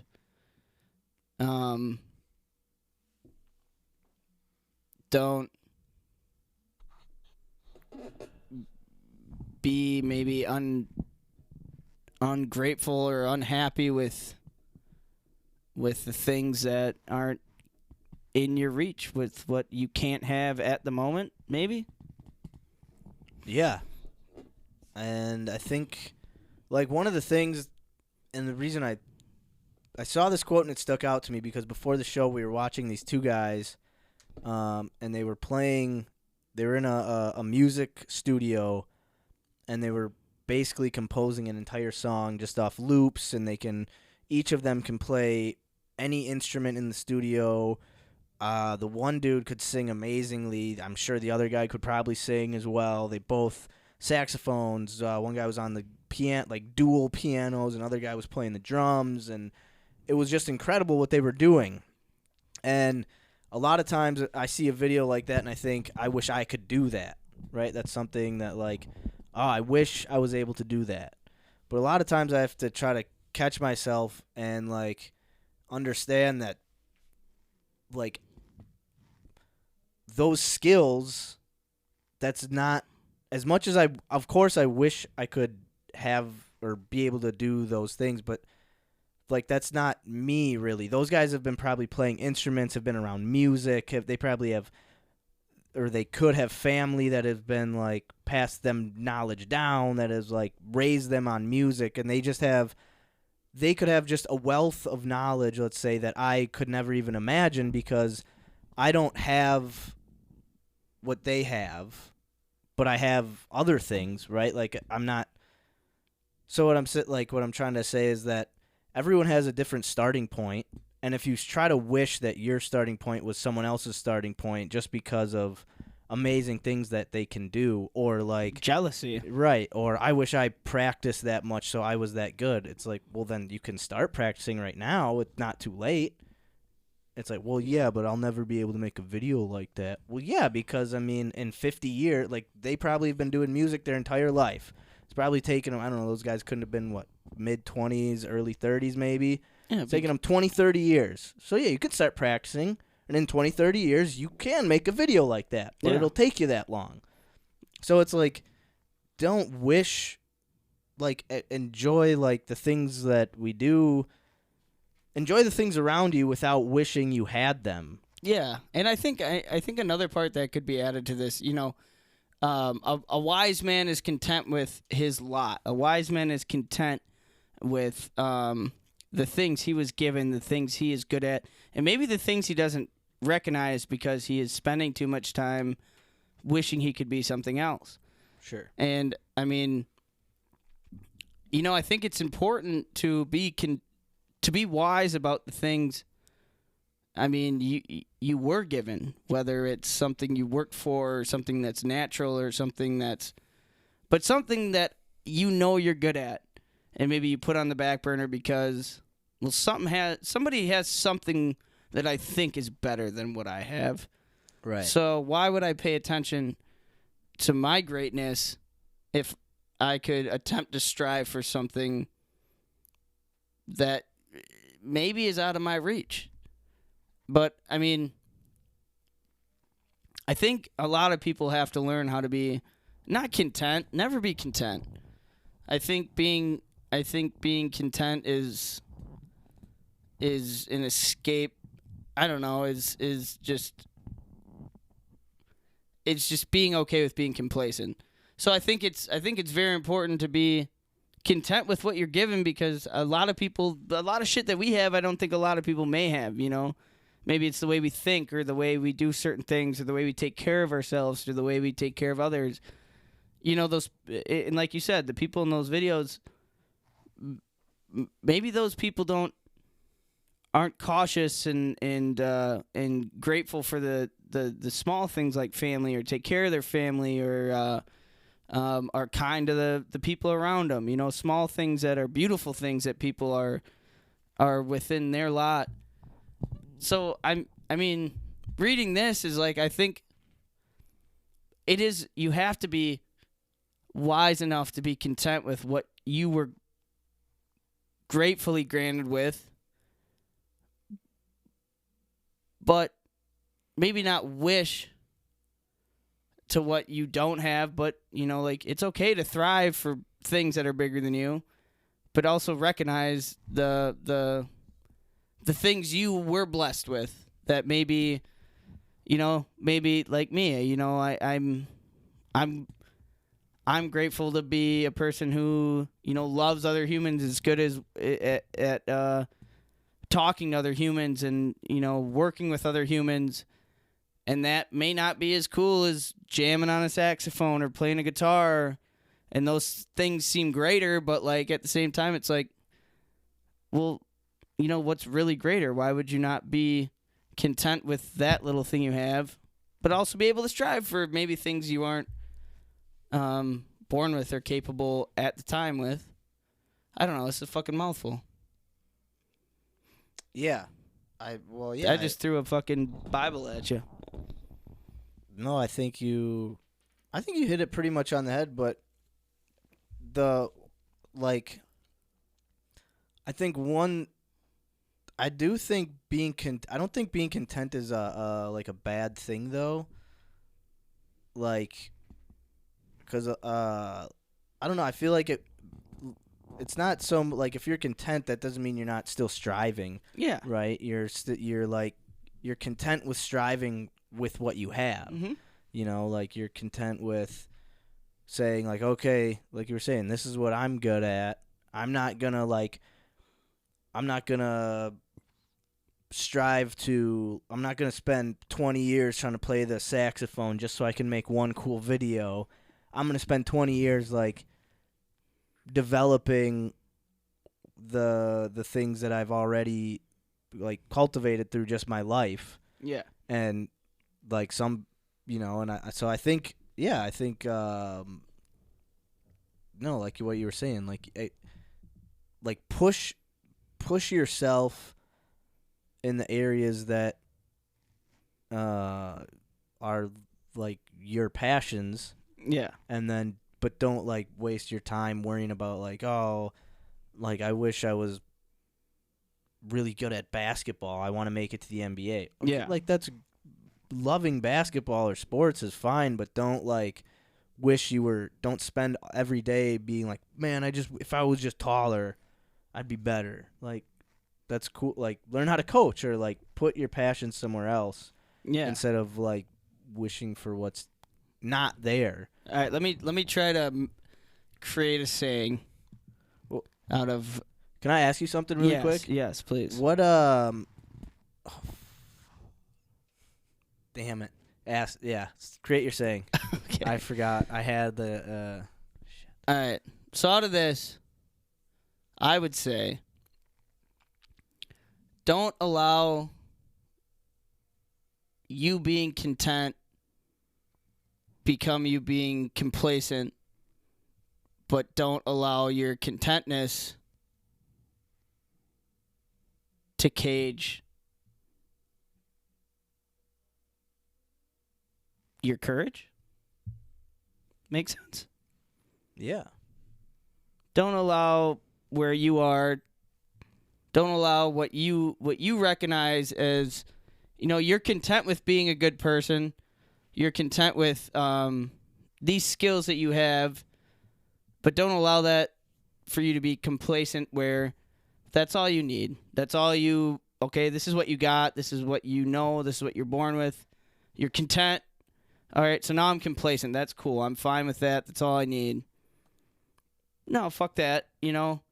But, man, maybe this is backwards. Don't allow your contentness for you to become. Well, it's tough because, like, what if, like, someone is if had some type of just, like, crazy anxiety, and they needed to just, like, accept the fact that they work, they do their thing, like, they don't really have, like, a drive to be greater, right? Like Yeah. they have a sense of like complacency, but they're content with that. They understand it and they're okay with it. They're not like, in knowing that about yourself gives you the freedom to not like wish you were something else. Okay. And I think that's the tough line though, that is hard. Like it's not easy. And I think that's the tough part is we need to find like that thing for us to like latch onto and to in a way be complacent about. Because if we're constantly striving for like to be better and better and better, maybe like you just get burnt out and you're like, I don't even love this anymore because I'm just trying to be better instead of just enjoying. Like someone who knits, they're not trying to like be the greatest. They're not trying to enter competitions to be the greatest knitter of all time. They're just like, I enjoy sitting down, knitting my mittens or whatever they knit, and like I understand that is my happy place and my happy time, and I get to do that for 3 hours a day, and the rest, I'm working and I got to take care of this and I'm whatever chores you got to do. But those 3 hours, they can be complacent and content in the fact that all they're doing is knitting. Be content with your complacency. Like if you want to put yourself, if you're comfortable and you're happy and you're okay with where you're at and with what you understand being content is in your own life. It's different with everybody. Like, I have a certain amount of I guess complacency too in my life where it's like, I'm comfortable being content in this part of my life where it's like I know my limits here. But there's also parts of my life where it's like I'm not okay with being complacent or being content where like I would like to strive for more, whether it's and these are different aspects of life. And I think working a job is a place I hate being content. I hate knowing like, okay, well this is the thought of a career is a place I cannot be content with. It's like I guess because I haven't found it, or I think I want more.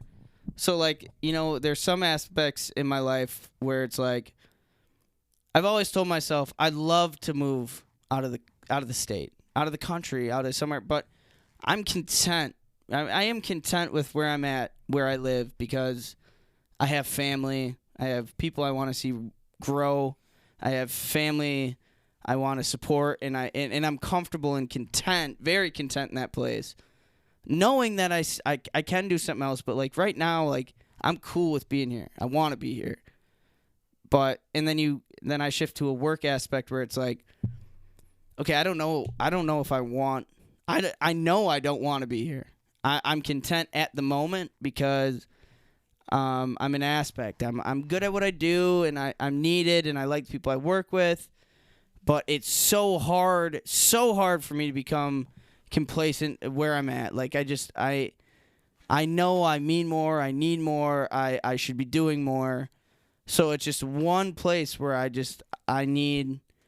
always keep myself on edge about, where it's like this is not good enough for me. I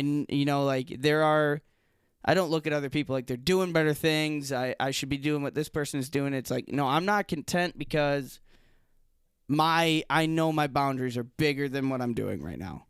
So I think it kind of varies in different aspects of life where it's like it's okay to be content or complacent in different places, but it's knowing where you want to be content and to be complacent. Like, like where you're okay being where you are. Compared to places where you maybe are lying to yourself saying that you're content there. And I think job-wise is like one thing big for me where it's like I know I fucking supposed to do way bigger things than building fucking windows. I know that. I always have, but I'll be content here for now because I'm good at it. I'm a part of this company. I'm doing something for these people, but I'm never going to become complacent here because I know there's bigger things I should do in life. So I don't know. This is like a hopscotch bounce around quote to me. I don't know. I think I use all those words in the good place. I don't know. I think it's kind of saying that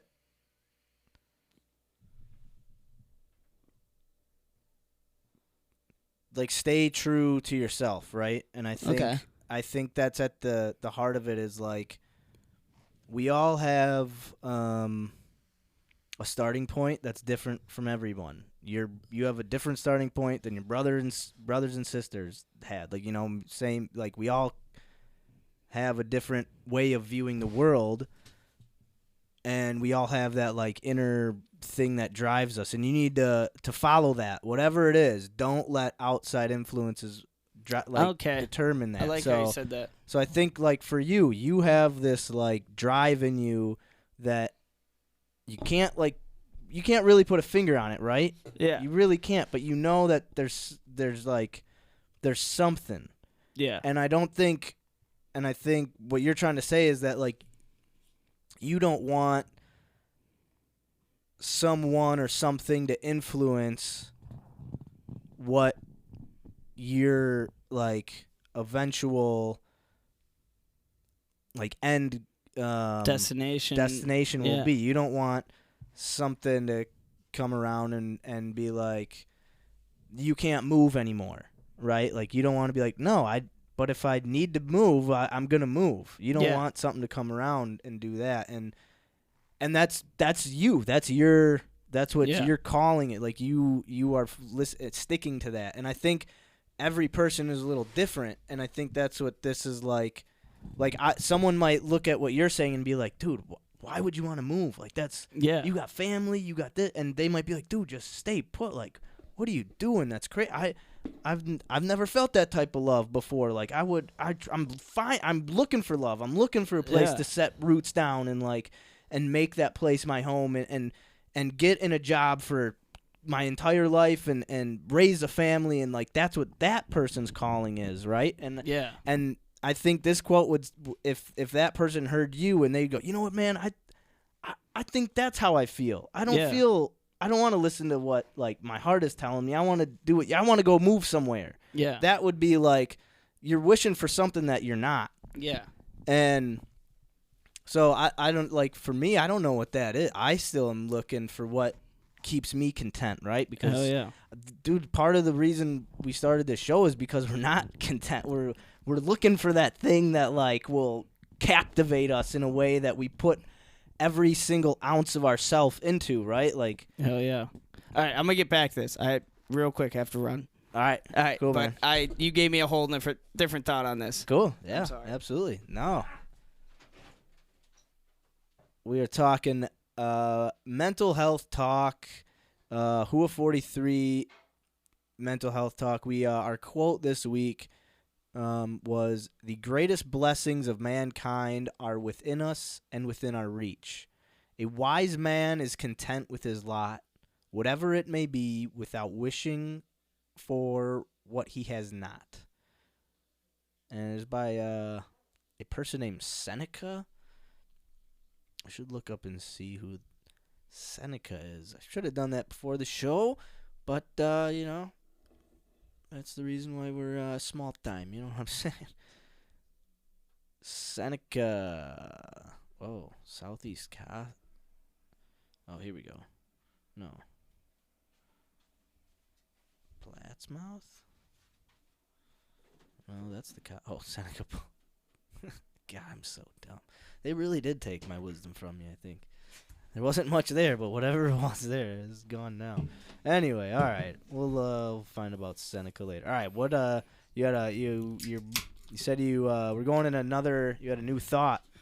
Yeah, I think at first I was kind of thinking about this a little more outside of what it meant, and I think you kind of brought me back to, kind of like inner, you know, like a more mental inner thought about where like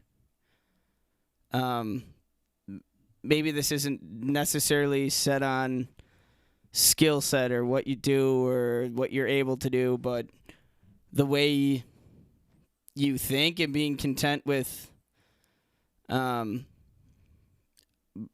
kind of what I was saying, like being not wanting to stay somewhere, like the spiel I went Right. on, where it's like, okay, the greatest blessing of mankind are within us and within our reach. A wise man is content with his lot, whatever it may be, without wishing for what he has not. So I guess reading it now after kind of what we talked about, where it's like, I'm content with the lot, the place I'm in, where like, basically like I'm content with not being content with where I'm at. Right. I think there you that's go. a. Yeah. I think it's a cool. Not cool. It's a different way of kind of looking at things in my head, where it's like, it's okay for not. And okay, so here's a struggle for me that I always, I've always been super uneasy about not being content with where I work. Where it's like, I should want to make a, I'm 24. I should be at this place. I want to make a career, and this is what I should have to do. This is what I should just commit myself to it, and because that's what you do. But I know that's not the lot. That's not the lot I'm content with. Like I know there's something out there bigger that I should take risks and not necessarily like quit jobs and search and be more open-minded and go to places that I know that work with me, that this is that work with the lot that I'm in. And so yeah, I think at the end of the day, this is bigger than just the skill sets and the places we are, the people we, the things that we do. I think this is a big way that people think, like being content with what is best for you. Like you were saying, like being no one knows what's best for you than like yourself, and being wise would be following your gut, following that voice in your head, that person who tells you what way to go. So, I don't know. This is a fucking thinker. Yeah, I think something like for me, what I hear when you're talking about your situation, it's like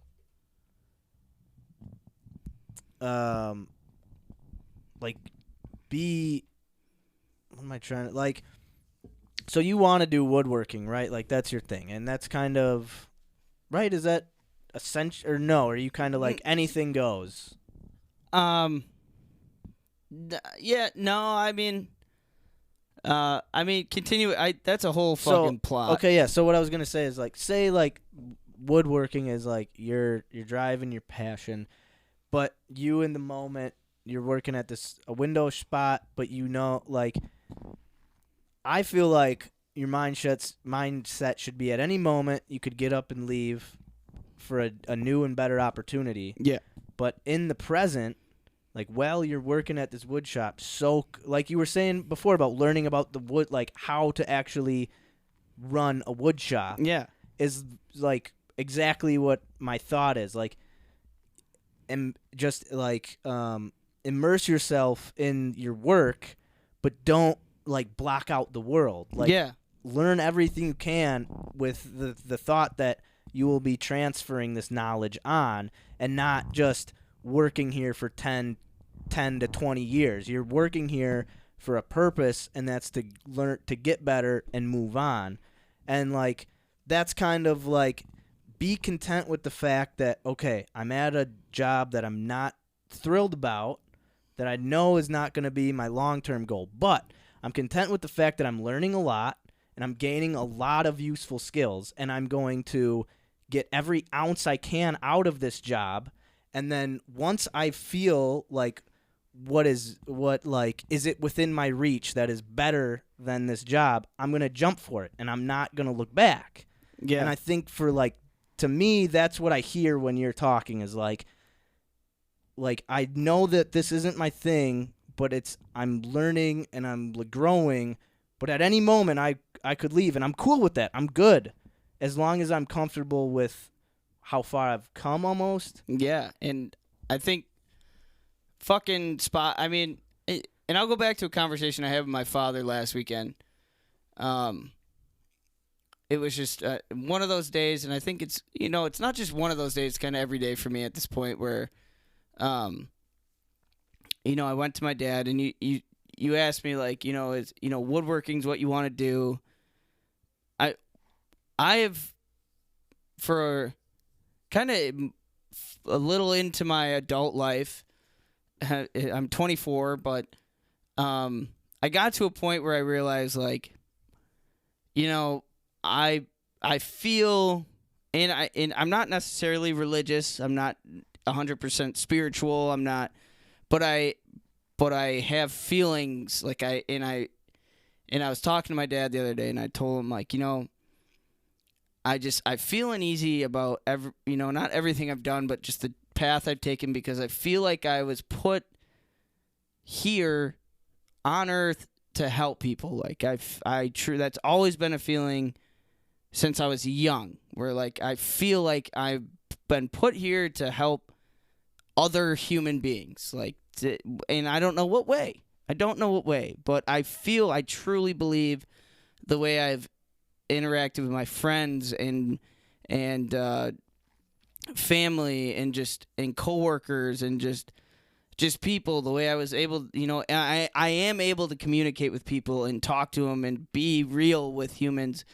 Where like I told my dad, like there's something bigger, there's something I'm supposed to be doing, and I don't fucking know what it is. Like, I wish I could ask God what the fuck I could do, or I wish I had somebody, but I'm building windows, I'm pouring concrete, I'm cleaning up floods, I'm doing all this miscellaneous shit that is so meaningless to me, because it doesn't fulfill what I feel like I'm supposed to be doing.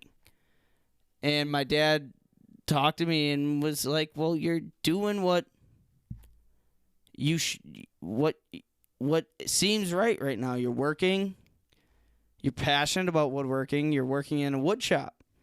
Maybe it's not the woodworking you want to do, and before that you were cleaning up floods, and you were helping people go through traumas, and you were all these little things that maybe didn't feel like you were helping people with. But he's like, you continue to do what you're doing. At the end of the day, as a human, you have to fucking make money.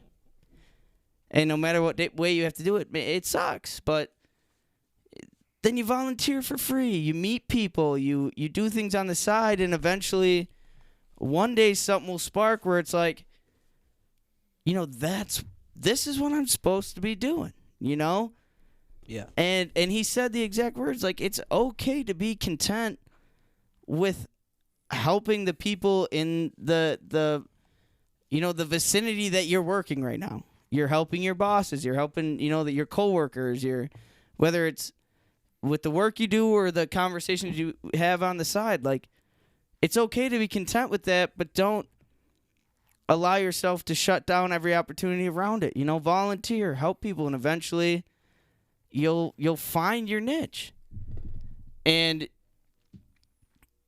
I think the biggest thing with this for me is like, it's been in some certain ways okay for me to be content with my lot, with the people I'm surrounded with, because maybe I've gained a lot of relationships with the people around me, and this is where my job becomes something bigger than me. I'm not just building windows. I have relationships with people who I've talked to and who have told me they're happy to come to work and be able to talk to a person like me, and it's like I'm making steps in the place that I'm content with right now to get to the places that seem impossible to reach right now.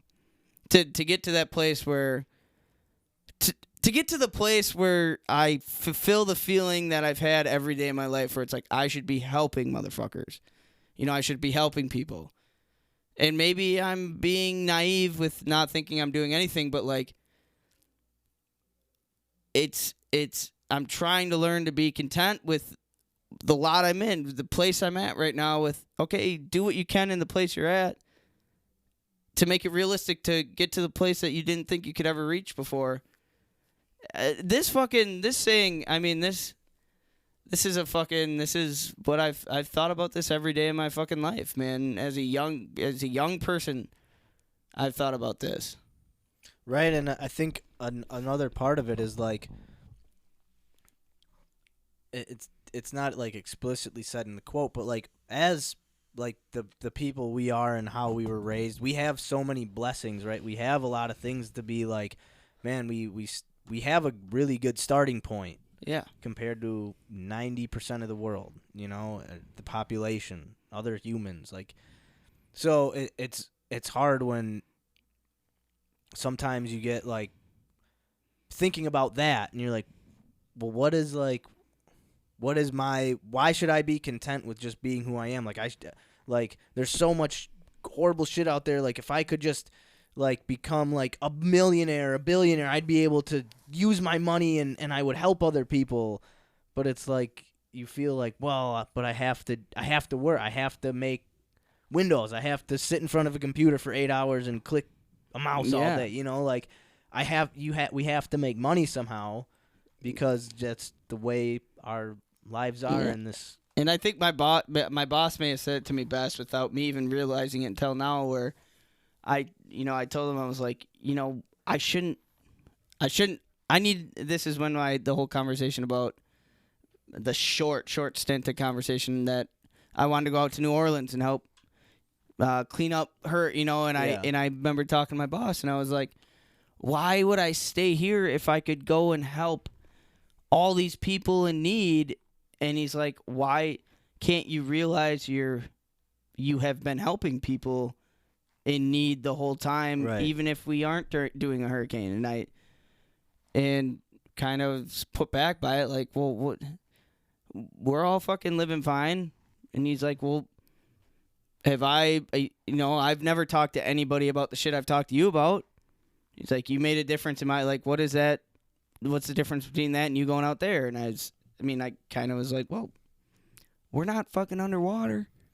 Right. And stupid night, like, so, I actually haven't even thought about that till now, where it's like, I guess even being, being content has to also include being, like, aware with what the fuck you're doing at the moment. Like, maybe I am doing a lot more with the small, stupid job I think I'm doing, like, whether it's helping build windows or making an impact on people who've never had a motherfucker to talk to before. Right. I don't know. It's fucking crazy. Well, and that's the tough part about, like, comparing shit, like, it's hard to compare the job you're doing with going down to New Orleans. Yeah. It's like, on the surface, of course, like, it's different. Mm-hmm. You're helping in a different way. But when you dig down deeper, a lot of jobs help a lot of people. Like, yeah, people need new windows. If if their windows rot through and they have winters coming up, if they like their windows are shit, they're gonna be cold all winter. Like, it's a lot bigger than what you allow it to be. It's and the same thing can be said about my job. Yeah, working in that. In my head, stupid ass healthcare job. Like, but which is fucking huge, dude. Healthcare's a giant thing. Things need to get whatever, and people need their information. Like, and it seems so minuscule. Like, it just seems. It does, but it is one of those things though that if we get stuck comparing just surface level, and you're the one doing. Like, it's can't see the forest from the trees, right? Like, you can't see what's around you. You can't see the forest you're in and how beautiful it is because you're standing and looking up and you're like, I don't even see the sun. Yeah. But someone be flying a helicopter above and go, wow, that is the most beautiful, amazing forest I've ever seen. And you're sitting in there going, I want to get out of here right now. But and we've been in that position before. And, honestly, there, bro. we are. There's a lot of people who... So, to me, like, the job thing, is such a weird aspect to throw in, but it's to this quote, but it's a part of like our human life.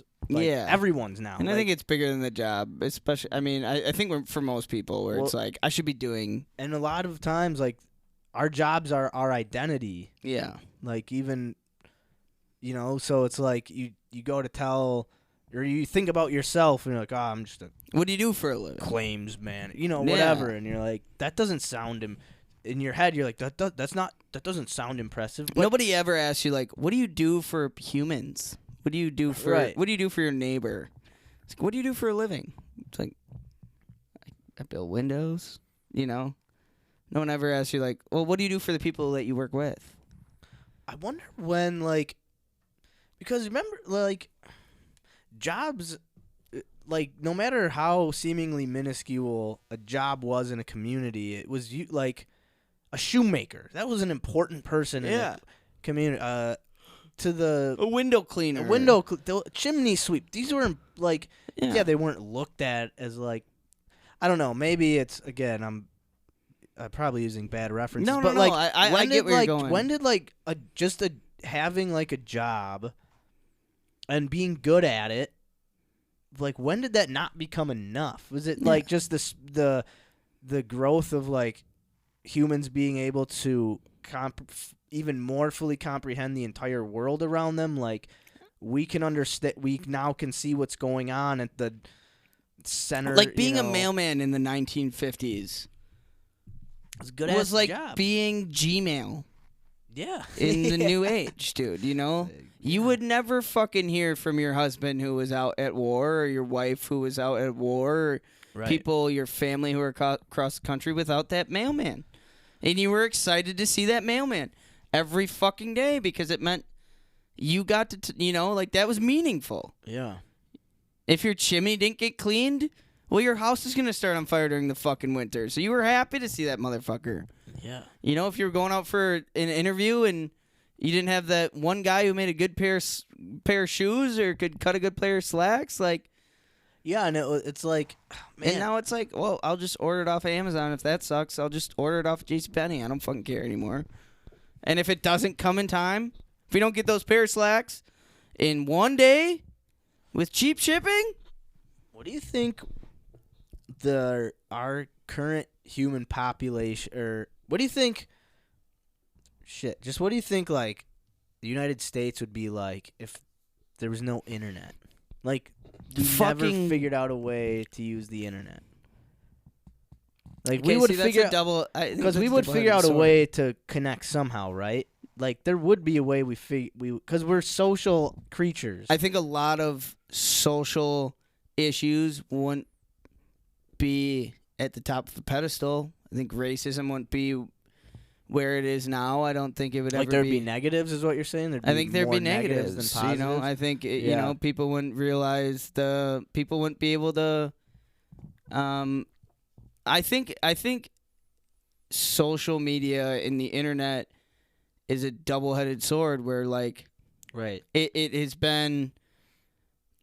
I think we lived in the time where, especially, and I'm going to say racism because racism is something we learned in history books, right? Isn't that fucking crazy that, racism was something to me that was in the past as a kid because it was in the history books. It's something we learned about in the past.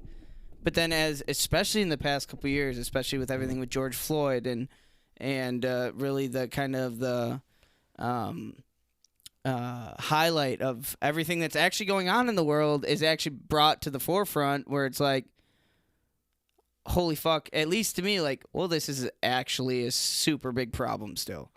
Yeah, but I think, we learn it in history books, but it's also like it's perpetuated through media though. Like, if there were no like movies, TV shows, like we just lived in groups of people and we hung out and talked with each other, we wouldn't have stereotypes of any race.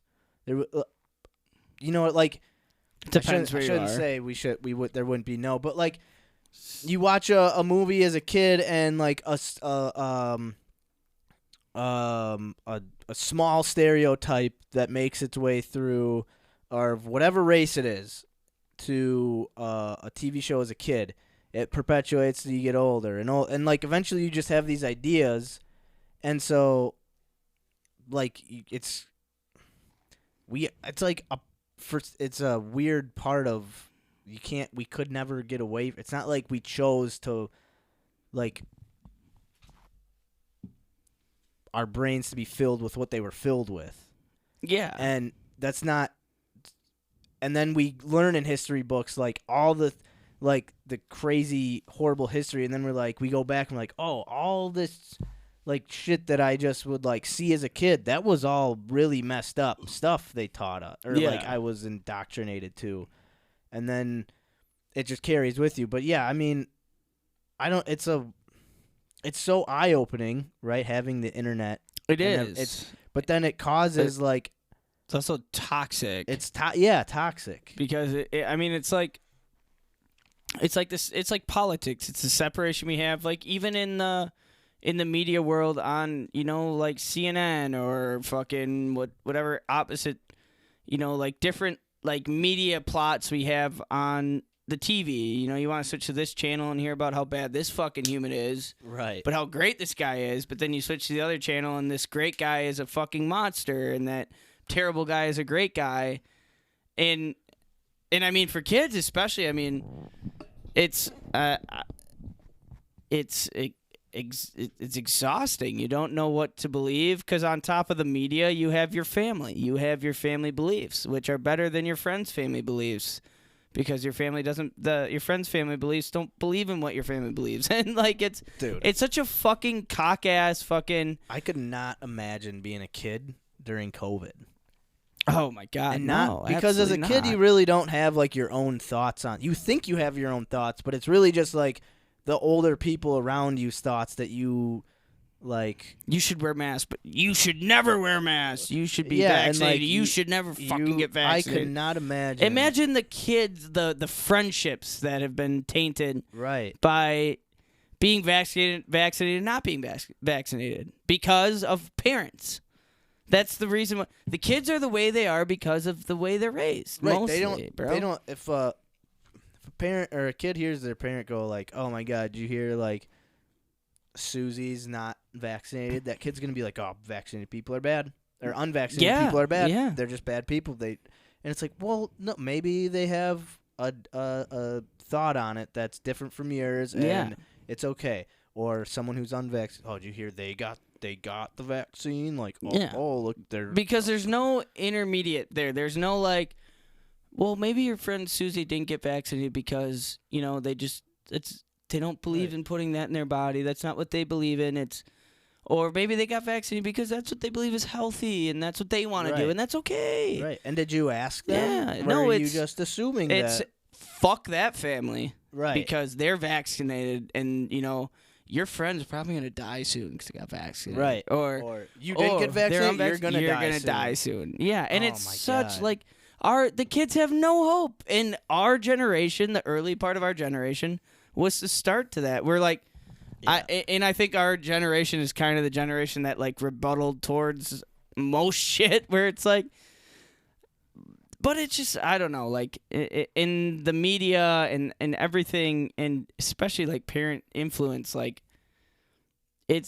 no kid has no chance unless they have someone to show them the in-betweens, like, like, and who is that? Who shows them like, this is why it's okay to do that, but it's also okay for people to think that and do that. Well, and the other thing is a lot of, I mean, I can't imagine, but I don't think a lot of kids would have like that in between thought, because their brains are still developing. It's very black and white. It's right or wrong, It's like my parents said this, so this is how it is, and then they like you said, there's no one there to be like, hey, like just because they said this, that's not like. I know, like an example. I remember being like, "Well, my teacher said that this is the right answer," and like my parents being like, well, I know that's your teacher, but they're not always right. Yeah. And that's a crazy thing to hear. And it was like, what do you mean? They're my teacher. Like, yeah. if I don't say what they say, I get a bad grade. So they have to be right. Yeah. And then, but then trying to explain that to like a kid and it's about their parents, that'd be even more of like, because then it's like, well, I can't trust my parents. And then it's this big thing. It's like, no, but. And this is the fucked up part about growing up in our family.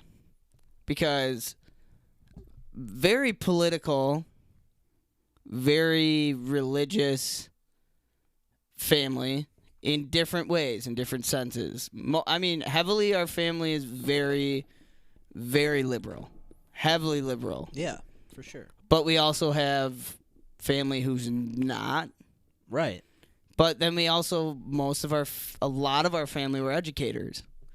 And a lot of our family were people who sent their kids to those educators. Right. And it was always, like, okay, so my parents were always, and were people who, like, were, hey, you know, you should listen to other people's beliefs. You should be open to other opinions, other ways of life.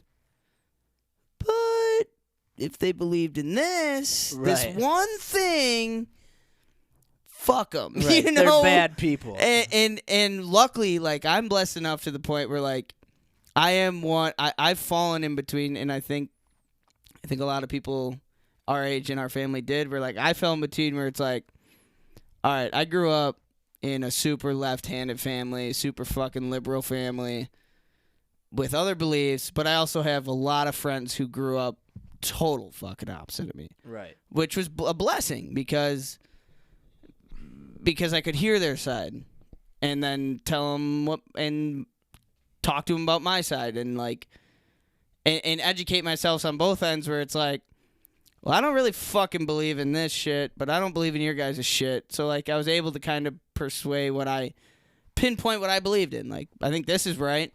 I think this is right. I don't think that you should move to a different state because you don't believe in this shit. Like, yeah. You know, like, but there's no fucking winning in the end. Well, and that's one of the, I think, kind of coming back to the quote is that, like, the tough part about kind of being content being in the middle, right? Because I'm kind of the same way. Like, yeah. I've got friends on both sides. Yeah. And I completely understand both. And family. Yeah. And I get it. But it's almost like you can't be content with being in the middle. You have to, like, our world is telling us to pick a side. Because even if we do stay in the middle, who can we pick that's in the middle? And if you're in the middle, you're doing nothing for your country. You got to pick a fucking side to be relevant. And I think, like, for me, like, to get political, like, my contentment was with voting for old Jorgy Porgy, you know? Like, I was cool with being, for like... Brett Favre the first time. Like, fuck you guys. But, like, I remember, yeah, it just was, like, it's... And that's the worst thing to say to somebody. I don't fucking want to vote for this guy. Why? Or this gal. Like, I don't believe in either of what they say. Why should I vote for a human being if I don't believe in what they say? And so, like... Because your vote doesn't fucking count if you don't. And exactly. So how... It's so hard to be content. Like, say you are content with yourself, but it doesn't get you anywhere, right? No. Like, it doesn't help the world. It doesn't help the causes that you feel strongly about because, like, you're content with whatever you might be content with, right? And it's like but you still have this feeling of, like, well, it's in a way it's not good enough because everything is telling you it's not good enough. And I don't know, maybe just ride it out and don't wish. I don't know. It's don't wish the worst. Like, I'm morally content. If I vote for something I believe in, I'm morally content about that. And that's all I need. Like, okay, so I'm voting to get this guy out of office. I just changed the world. right? I just did that, like, because of my one fucking vote. Like, no, dude. Like, I didn't change shit. Everybody's still against each other. And this is, okay, so this is the biggest part. And, like, this kind of changed. This kind of got sort of political, but not political, but kind of political. I mean, But in a political view where it's like, I don't believe in a world where everybody fucking I think it's good to have opinions and to believe in different things. I think that's healthy. I think that's what the world needs. I think if everybody thought the same way, nothing would change for the better. right. But if everybody thinks a different way and can't build and agree with anything, then we're gonna crumble until we find that. And that's why, like, I'm not gonna vote for no motherfucker I don't care about. Like, if I'm not gonna vote for you guys to fucking argue. I don't give a shit. Because at the end of the day, what's fucking okay, maybe there are big things changing that I am probably not educated and aware about, but at the same time, like, I'm not voting for hate in this world. I'm done. Like, you know, like, I'll vote for what I believe in. I'm not voting for you to hate this motherfucker anymore. Like, you know, like, and that's all the world is anymore. People have to hate each other for civilization to be civil. Like, that's what it is. Like, it's all fucking hate. That's all the world is. It's all the fucking world is. Well, do you think a forest full of trees, all the trees are trying to grow the highest to be closer to the sun? So a tree that grows taller than a small tree and blocks out that small tree's sun, is it the tree's fault? No, you just got more sun. But that's what our world is. Everyone is competing. And is it somebody's fault because they have a drive in them and that they push farther than someone else? Like, you can't knock someone until you figure out how to chop trees down. You know what I mean? Well, yeah, if you're a tree and you can figure out how to chop other trees down, I mean, you win. Humans know how to use an axe, my friend. No, but what I'm saying is, I'm like, sorry, I'm not, like, if we look at other people and we go, why you shouldn't be that competitive, that's wrong, or like, why being the way you are is a bad thing. It's like, but that's just who that then be better than them. If you don't like them, don't hate them, be better than grow taller. Yeah. And I don't know how to do it. I'm not saying I know. No, I think but that's like, if you hate something, then be better than it. Yeah. Otherwise, be content with the fact that or there's stuff out there that grow like you do. I don't know. Be content with the fact that there's stuff out there that we're gonna hate. There's stuff out there we're not gonna agree with. There's stuff out there that is gonna drive you nuts. There's stuff out there that is gonna make your skin crawl and wish didn't exist. But if you get stuck trying to fix everything or worry about every single thing, you're gonna lose that contentment with who you are as a person, and you're never gonna grow at all. Yeah. You're never even gonna come close to finding out how close to the sun you could get. Yeah. And I don't know how to do that. All I know is that if I worry about hating people, I personally won't grow. And I'm not sure what I'm growing towards or what I'm growing for. Kind of like with the woodworking, like, or the job situations. Like, I don't really know. Like, I'm working because, like, I have to kind of work, and I know that hopefully it's gonna propel me to something better, and I'm gonna stay vigilant. And right now I'm supporting. I'm working maybe something I don't love, but I'm helping other motherfuckers grow with other me people, right now. Or me working helps family around me, or whatever. And if you have a drive, don't lose it just because you're unhappy with your current situation. Try to be content with the fact that, okay, this is where I'm at, but I know deep down, like, this is where I'm trying to be, and push to make the most of it. And if we sit and worry about other people's lots and what they're doing with their lots, and you're never going to grow and use your situation to flourish. God, I love these talks. Get deep, man. It's the best. Talk about trees and sun and Fucking. moving and Oh, shit. don't move, man. Don't leave, man. Oh, man. Just stop fucking hating each other, Right? dude. You know, I hate how every motherfucker is so bad to everybody. Well, but that's the. But man, that's the people- way people fucking water themselves. That's the way you want to grow, then grow sideways and be a fucking asshole. right? Be You a know? be a snake. Be a fucking snake in the grass if you want. Snake in the grassy But trees. god damn, dude. That one got to my feelies. Yeah, that one. Seneca, you son of a You bitch. Son of a, you smart motherfucker, you. That was a good one. Well, for all the 10 people listening, hey, grow tall. You All know those what 10s. I mean? You know what I mean? Grow tall, grow strong. Stop hating. Jesus Be- Christ. be Support a nice. motherfucker. This song is called Change the System by Rocksteady Root. Ooh. Ladies and gentlemen, if you want to grow tall, water that tree next to you because your roots are going to feed off We've it. got to change the Change, system. change, change. The Did you? wicked Oh, I thought you were singing that. I was No, it like, wasn't God me." damn, Max. system. Yeah. Ladies and gentlemen, episode 43, Mental Health Talk. Learn how to grow. Hell yeah. Well, Mm. try to grow. Try to grow. So I think life is learning how to grow, right? You know? We've Has been been. robbed of our culture. Yeah. And we are trying to get it Yep, back. yep, yep, yep. Somehow.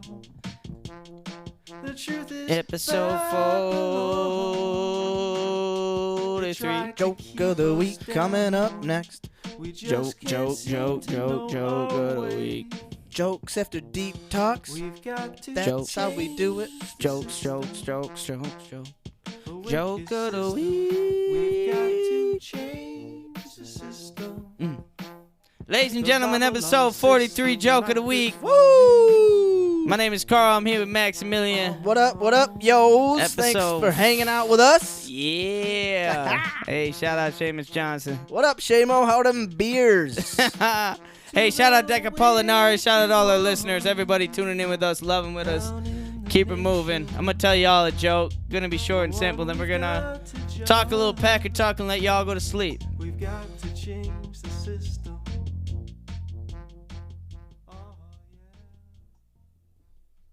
All right.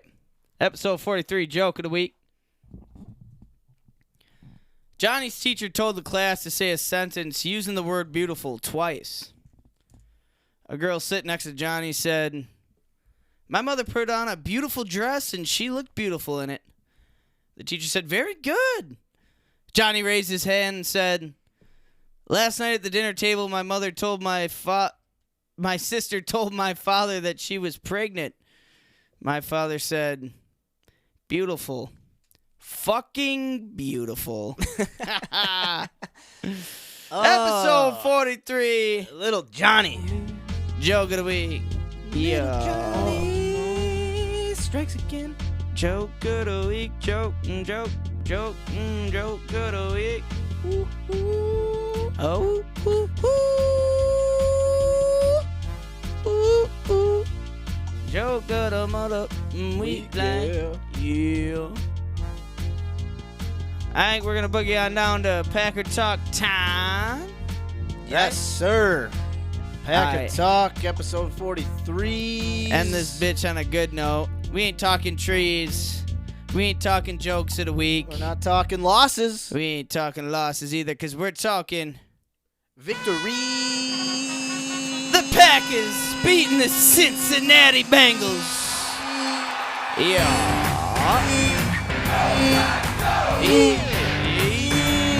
Go, Pack, go. Maximilian. Shibba-da-da, ba-digga-da-do, ba-digga-da.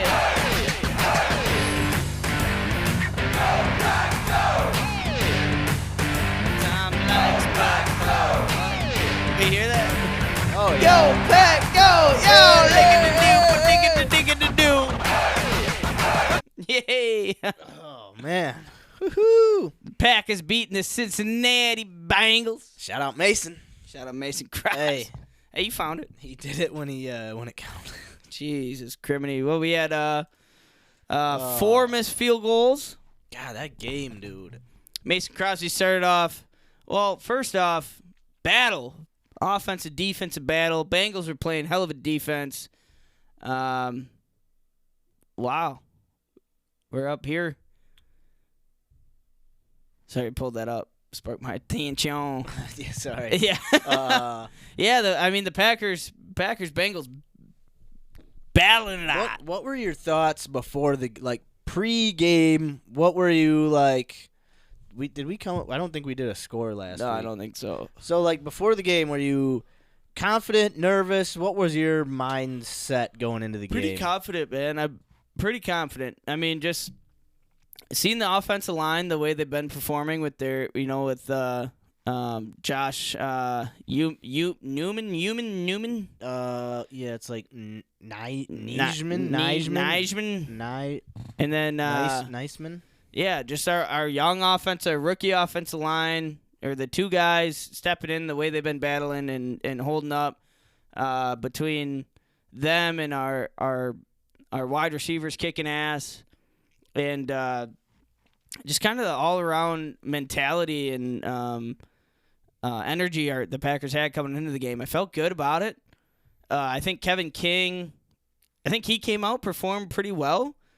Yeah, better than I've seen him perform. I think in the start of the game, the hits he was laying. He was basically playing with one arm for half of the game. Yeah, LaFleur said, and then he got kneed to that guy who tried to hurdle. Yeah, just kicked him in the throat, basically. Yeah. It's like, dude, the one-time King is playing pretty well. Yeah, he gets kicked in the throat. Fucking laying hits, dude. And Stokes was playing good. Well. I've been confident going into these games. So going into Cincinnati, seeing Joe Burrow and the second and the wide receivers he has, and the defensive line, everything they have. It was a tough game, but yeah, came out hot, man. Him and Chase Young, Jamar Chase, both out of LSU. Those 2 guys, they just have a connection that you can't really that goes deep. You know what I mean? It's like Devontae Rogers. Yeah. That combination is going to be lethal for a long time. Now, whether they can put a team around that is to be seen. Yeah. But that is going to be, both of those guys. Burrow is just a heady quarterback. Ball player, he's a tough motherfucker. Threw a couple, the 2 picks he threw were bad. Yeah. The first one, right when he threw it, I didn't know who, but throwing it, rolling that way and throwing it up, I was like, someone pick it. Yeah, that was a lollipop. Someone pick it. And then the second one to Campbell, I was so surprised. Yeah. I thought we had the game won right there. Yeah, okay. We should have capitalized down in the red zone. I think that's a big part of our game that we need to improve on. Red zone offense. Getting in the end zone, shouldn't have to be kicking field goals. So my first, when they went for it when they kicked the field goal in the red zone on third down. Third and 15, I think it was. So for a second, I was like, oh, yeah, because if they miss, they'll get it again on 4th down. So I was like, okay, I guess this is a fine play call. And then when obviously you don't get it back on 4th down. You don't get a retry. I was like, oh, yeah, right. When you kick it, you kick it. Yeah. So I was like, duh.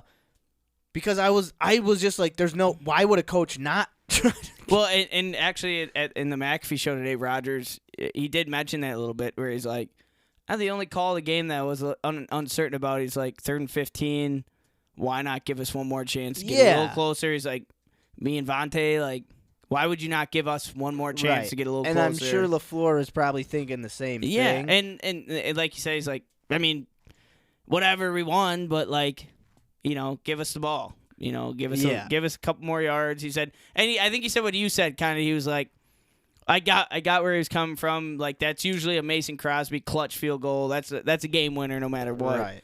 But at the end of the day, when he does miss, you kind of think let's maybe give him a few more Cincinnati yards. did not want to never really punted on fourth.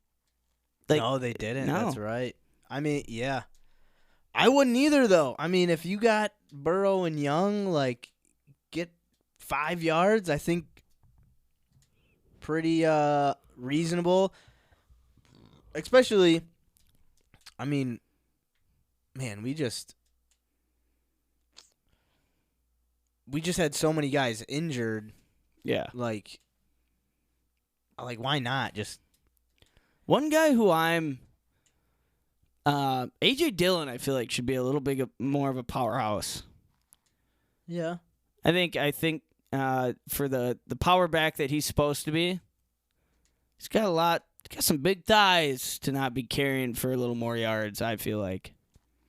He only had 12 carries. That's true, but I think he caught all of his pass. He scored a touchdown. he did. He had that one great catch for a tutty. Good. I think it's well, also, so I just happened to listen to a podcast earlier today, and they were breaking down the offensive line run grade. There really wasn't the Bengals played good run defense, and we didn't have good run blocking. Yeah. So it was I think he's the type of back you got to get him 20 carries. Yeah, I kind of get him going But a little bit. I get what you mean. Well, that one third and short when he got tripped. Yeah. And it was dude, he couldn't get it. And then you see the play, and the dude completely jumps sideways and knocks his leg. You're okay. But I thought he had a few good runs. He where did. It was He did. And that catch for a touchdown was awesome. So I don't know. I'm not disappointed. right, but I get what you mean. It'd be nice to maybe see him run not so high. He runs a little high. Can I ask you, through the first 5 games of the season, better duo, Jamal Williams, Aaron Jones, or Jamal Williams, A.J. Dillon? Ooh, that's a good question. Probably, well, Jamal Williams, I mean, statistically wise, probably Jamal Williams and Aaron Jones are probably the better duo. Yeah.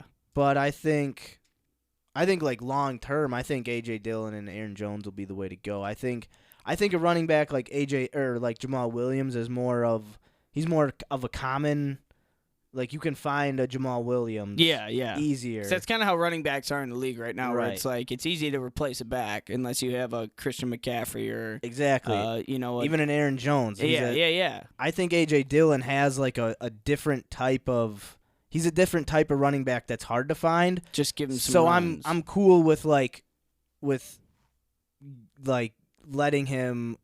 this offense figure out the best way to use him. And also, we don't have a completely healthy offensive line. Right. Missing Bakhtiari, missing Jenkins, I'm more excited when A.J. Dillon is in the game than when Jamal Williams was in the game. Okay. I feel like Jamal Williams, great pass blocker. But I love Jamal. Yeah. Yeah. And I think A.J. Dillon just needs a season, a couple games to kind of only catch his second year. Yeah. And he really didn't touch the ball much last year at all. Right. So I'm excited for him. But no, that's a great question because I think Jamal is he's just a great catch the ball, run the ball, pass blocking. He'll do everything very good. Yeah. But he doesn't exceed at anything. He's just super solid across the board. Yeah. But the thing he exceeds at is that energy, that swagger that he brings to a team, that camaraderie to a locker room, which is big. You can't really quantify that in any way. So it's a tough. That's a great question. And I mean, Aaron Jones. Phenomenal. You can put him out wide at he can catch the ball, he can run the ball, Mm-hmm. he can block, he can. It's such a versatile player where I think A.J. Dillon just needs reps. Reps, and figuring out his power, being able to drive hard through the middle, and for a big guy, he can catch the ball and move around a little bit. Yeah, which is good. His touchdown catch was pretty nice. It was impressive, dude. That wasn't the best he got throw by Rodgers. Hit though. He did. He got lit. Man. Yeah, man. That dude hit him hard. But I mean, every game going back to Rodgers and Devontae, just the plays, just the back shoulder throws, just the accuracy, hitting Devontae on stride, just everything about the game is that's mesmerizing to watch. The bomb that he threw. Oh my god, like, dude! When you watch it on replay, it almost looked fake because Devontae's just running, and then the ball just drops, like exactly where he was. Didn't put like it just. It was just all of a sudden on screen in his hands, and you're like, where did that even come from? Oh It was that pinned like perfect of a drop in the bucket throw. And then you remember that the ball Devontae dropped. I think it was 4th down or 3rd down, where Rodgers tried to kind of hit him deep, and Devontae he missed through Devontae. Oh, in the end zone? Yeah. And so Rodgers was on the podcast today, and he's like, I was trying to hit Devontae on like a back shoulder sideline throw.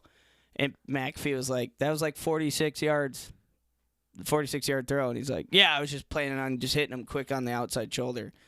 He's like, what? That's just what you fucking plan on? He's like, I just misread the throw. It's like, that's fucking, like if he made that throw, it's just like, that's calculated. Like, right. that's what they do. And for all the people who've been saying Rodgers was sandbagging, dude, that motherfucker's playing some ball, dude. Oh, he's throwing more picks than he ever has, which is only a couple, but. And that's one of the things that I love and then I hate about Rodgers so much is that I really wish he could just play.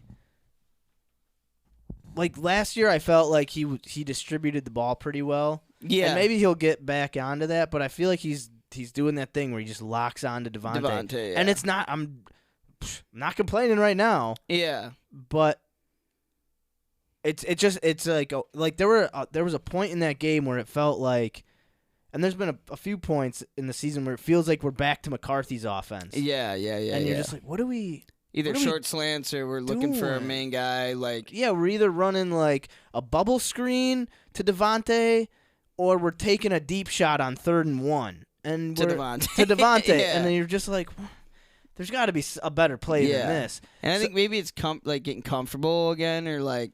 So a lot of I try to stay focused and present in the season. Yeah.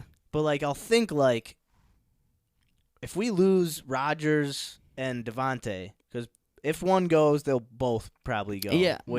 Unfortunately. But say we have Love, Lazard, A.J. Dillon, Aaron Jones, Marquez. Let's say we have. Is that enough weapons to run to run a scheme offense? I don't know. Is MVS is Lazard are these guys electric wide receivers without Rodgers? That's what I'm. That's what I'm mean? wondering. That's what's like. Because MVS has had a hell of a season so far. He's been catching balls. Hasn't been. He's been running good routes. No drops. I think a big kind of fault. The only time I saw Rodgers really pop off was St. Brown. Missed that block. Yeah, missed that block. He just sprinted to the left. It was almost like playing on Madden. Yeah, exactly. Where it was like, my assignment is to just sprint left and then Rodgers, hit the guy. Yeah, popped off on him. And I mean, I think a big thing with Rodgers is this is his 17th season in the NFL. He has faced so many defenses. He knows how secondaries work. He knows how defenses work. Yeah. So, I mean, with the thing, if Love had to hop in next year, that's not something we're going to see for years. No, right. But what if instead of, worrying about defenses, he just runs the plays that LaFleur calls? And, so I'm just... No, I know what you're saying. It's is LaFleur, as good a play caller as people say he is? It's or is Rodgers just making... shit out of shit Sam, what is he is he doing it? So, and it's a scary fucking thing for us to have to figure out because we haven't had to do this for what? Almost 30 fucking 4 years. Yeah. I don't want longer than we've both been alive. I don't want to think about Favre was a fucking he was a scary guy to watch. But Yeah. I always trusted him. Even like when it's like, oh, he just threw a pick into quadruple coverage. Oh, and he's doing it. He's throwing it again. Quadruple. He might have it. I always had trust. Dude, what if we find out like 20 years from now, Favre is just like, he's like, yeah, man, I was throwing games the whole time, man. I made so much fucking money off that, on fucking football. That all-time interception record, about $40 million. So someone bet me $200 million. I couldn't hit it. I said, oh, I'm gonna get that. Yeah, but in 40 years from now, Favre's gonna be like, I played in the NFL. Favre's gonna be like, what is a pig skin? Why? I do not have a wide ass. Let me tell. No, wide receive. I do not receive anything wide. Let me tell. No, Favre. What about that cheerleader from the Jets? Oh, Jen Sturger. I remember her. She liked my Crocs. Man, it was cool though hearing today. Rodgers was talking about. He's like, yeah, I remember like in 2005, 2000 whatever, Favre hit that like 420 NFL touchdowns record, and he's like, God damn, I have 0 touchdowns. Yeah. And then today he's like, yeah, I have 421 touchdowns, man. He's like, I've been playing ball for a long ass time. That's wild. It is weird to think how long Rodgers has played for. And it's so shitty to think how we are Coming to. well, No, I mean, this is what we said after Favre. So the things I was asking, right? Like, would this offense be more efficient without Rodgers and just running what LaFleur calls? And I think that's where they want to go. And Yeah. that's the reason I asked it, is because like my thought is that the front office will have more trust in LaFleur than they do Rodgers. They're going to say we're going to trust LaFleur's system. We're going to trust his Which I don't know how I'm comfortable coaching about that. acumen, and we're going to let him get his hands on his own quarterback, his own wide receivers, and we're going to let Devontae and Rodgers go do their thing somewhere. And that's personally where I see this going. I think, what if offseason rolls around? Whatever happens, happens. If we win a Super Bowl or not, it doesn't matter for this scenario I'm going to ask you. And Packers, straight up, we sign and extend Rodgers. The Seahawks sign and extend Russell Wilson, and we just flip-flop quarterbacks. And we say, all right, you take Rodgers. Rodgers wants out. Seahawks, you got him. Seahawks, Russ wants out. Packers, you get him. What would like be your first initial thoughts? Like seeing like Packers trade Aaron I'd be Rodgers. fucking pissed, dude. I don't want Russell Wilson because no one plays the game like Rodgers does. It's more than ability to. Yeah, but I do think Russell's the closest to Rodgers at being able to run and throw. Like throw Yeah. on the run like Rodgers. Yeah, He's about as close. And I think what gets me is like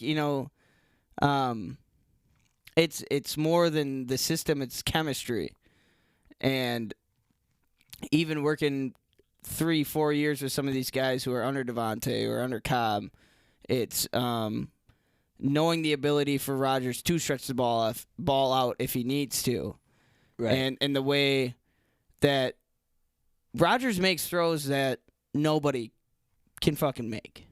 Rodgers moves in the pocket in a way that he's old. He's old for a quarterback, but he moves the way he can manage the pocket, the way he can manage the defense, the way he can manage. He's just got that veteran. He's got that Peyton Manning to be able to win a Super Bowl in his fucking 15th year of his career kind of mindset, where it's like, I don't have to move, I don't have to, but I just need to know this. I need to know how to read a defense, to make a audible, to shift plays, be able to win a game in 37 seconds if I need to, kind of quarterback. See, and I personally think Russ can do the same thing. I don't think his arm is as elite as Rodgers is, but I see him when he's like as old as Rodgers being like Drew Brees, sitting in the pocket, being able to look over. But I'd still rather have Rodgers over Breeze. No, well, no, but I'm not saying No, that. I know what But you're I'm saying, saying. like, I think he can sit in the. I know he's a smaller guy. He's not as tall as Rodgers. Oh yeah, but I think it he can doesn't sit in matter the for his game. pocket. Yeah. I don't know. Because I just think that'd be so. I mean, would I be if Because let's say we lose Rodgers and we get nothing out of him, and Okay, he just yeah. leaves, and it's like if we got Russell Wilson, at least I'd be like, Well, all right, well, at- we got a ball player who knows how to play in Wisconsin. Like, Yeah. okay, he knows how to play under pressure. Like, I would have hope. Like, Russell Wilson's a ball player. He's a fucking good. He's a goal, but like I would rather have nobody else under center than Rodgers. I really would not. No, I agree, and I think that's like that would be the only scenario where I wouldn't be super uneasy if we lose Rodgers. Yeah. Like if we got like I'm gonna be so when Love starts because it's gonna happen next. I really don't think he's coming back. Rodgers is coming back next year. Not to put a damper on this year. I just don't think Gutekunst wants Rodgers. Yeah, I mean, And I think Murphy's sick of Rodgers. I think these old dudes running the show are sick of. I'm gonna grab a beer quick. Then I have something to talk about. Yeah. That kind of gives a veteran, a well-respected player, his opinion on the NFL. 'Cause I don't know if you saw this interview or not, but real quick. Well, yeah, it's all run by China, That's the old NFL run by the West. You know what I mean? Or the East, whichever one it is. I don't know. So Jeff Saturday was on the Pat McAfee show earlier this week or last week. Yeah. And Ty Schmidt, Packer fan on the show, asked him, he's like, so what was your experience like in Green Bay? How'd you like it? And he, right as he asked it, he's like, I hated it. Hated being in Green Bay. Dude, Jeff Saturday sucked, though. He was a shit center in Green Bay. Okay, yes. Dude sucked. Okay, yes. He was yes, washed but up. Hall of Fame center. Yeah, but by the time he got here, he was washed that's up. beyond the point. Beyond the point. Well, I hate when people come here and like, oh, the place fucking sucked. Well, dude, you sucked, man. Like, no, you sucked. No, you're missing the point here. He's old and washed up. He was old and washed up, but he's a Hall of Fame center. Well, I'd like people to look in the mirror before they say something else sucks. Maybe you should say, well, I sucked as well, but that place I wasn't the do you big want to hear fan what he of. said before you Not really fucking... after hearing that fucking washed up fat fuck talk about this fucking Jesus goddamn great Christ. city. What? Fuck that guy. Jesus Christ. All right. All right, what did slim, good-looking, trim millionaire, fucking Pro Bowl, Hall of Fame, all everything, the greatest center to ever snap a pigskin, what did he have to say? He said he hated the fact that it was a coach-ran team. In the fact where at some points in the game, you have to respect the fact that not even Rodgers, he said, the players you have on the field, the players I played with, our wide receivers were veterans. Our offensive linemen, we had a lot of veterans, a lot of people who knew the game very well. And they didn't allow players to coach. Players to coach each other, not players to coach the team, players to coach each other. Right. Where he said the reason I didn't like the atmosphere was because if I had a question on how the offense ran, how Rodgers thought a play should be ran on the field, I couldn't ask him. I had to ask my coach, who wasn't out there battling with me. Right. If a wide receiver had a question on a route or on maybe audible, a different play that should be made, couldn't ask Rodgers. I had to ask the offense coordinator. And he said that's what bugged me about the organization, that it was sometimes that would drive anyone nuts, I would imagine. Sometimes in and this is and this is hopeful because I understand what he's saying in the sense where, like, when you play the game, especially if you're Jeff Saturday or if you're Aaron Rodgers or if you're Brett Favre or Peyton Manning or Jeff Saturday should have been asking fucking fourth string. He should have been asking high schoolers how to do his job at that point in his career. I get super one-sided on this. No, Max. I was saying super one-sided. I was saying I agree with you. I was just fucking around. No, I think that I was agreeing with you. And so what the reason why I think it'd be like why if the way the Packers go, hopefully the way they're going, is I agree with that. Where like players should be able to coach each other because coaches aren't on the field. The people who know the most are the people who are experienced and knowledgeable and smart on the field. I don't actually really know exactly where I'm going with this, but no, this is what he was saying. Is what you're saying? Yeah. Okay, he did. He said he hate how the system ran. Well, how it was coach oriented. And I think the hope reason that's changed. I mean, that was under McCarthy and Ted Thompson. I hope that's. Well, that was the whole fucking shebang on the off season. That was the whole basically the whole thing. But that's how. I mean, not in the NFL.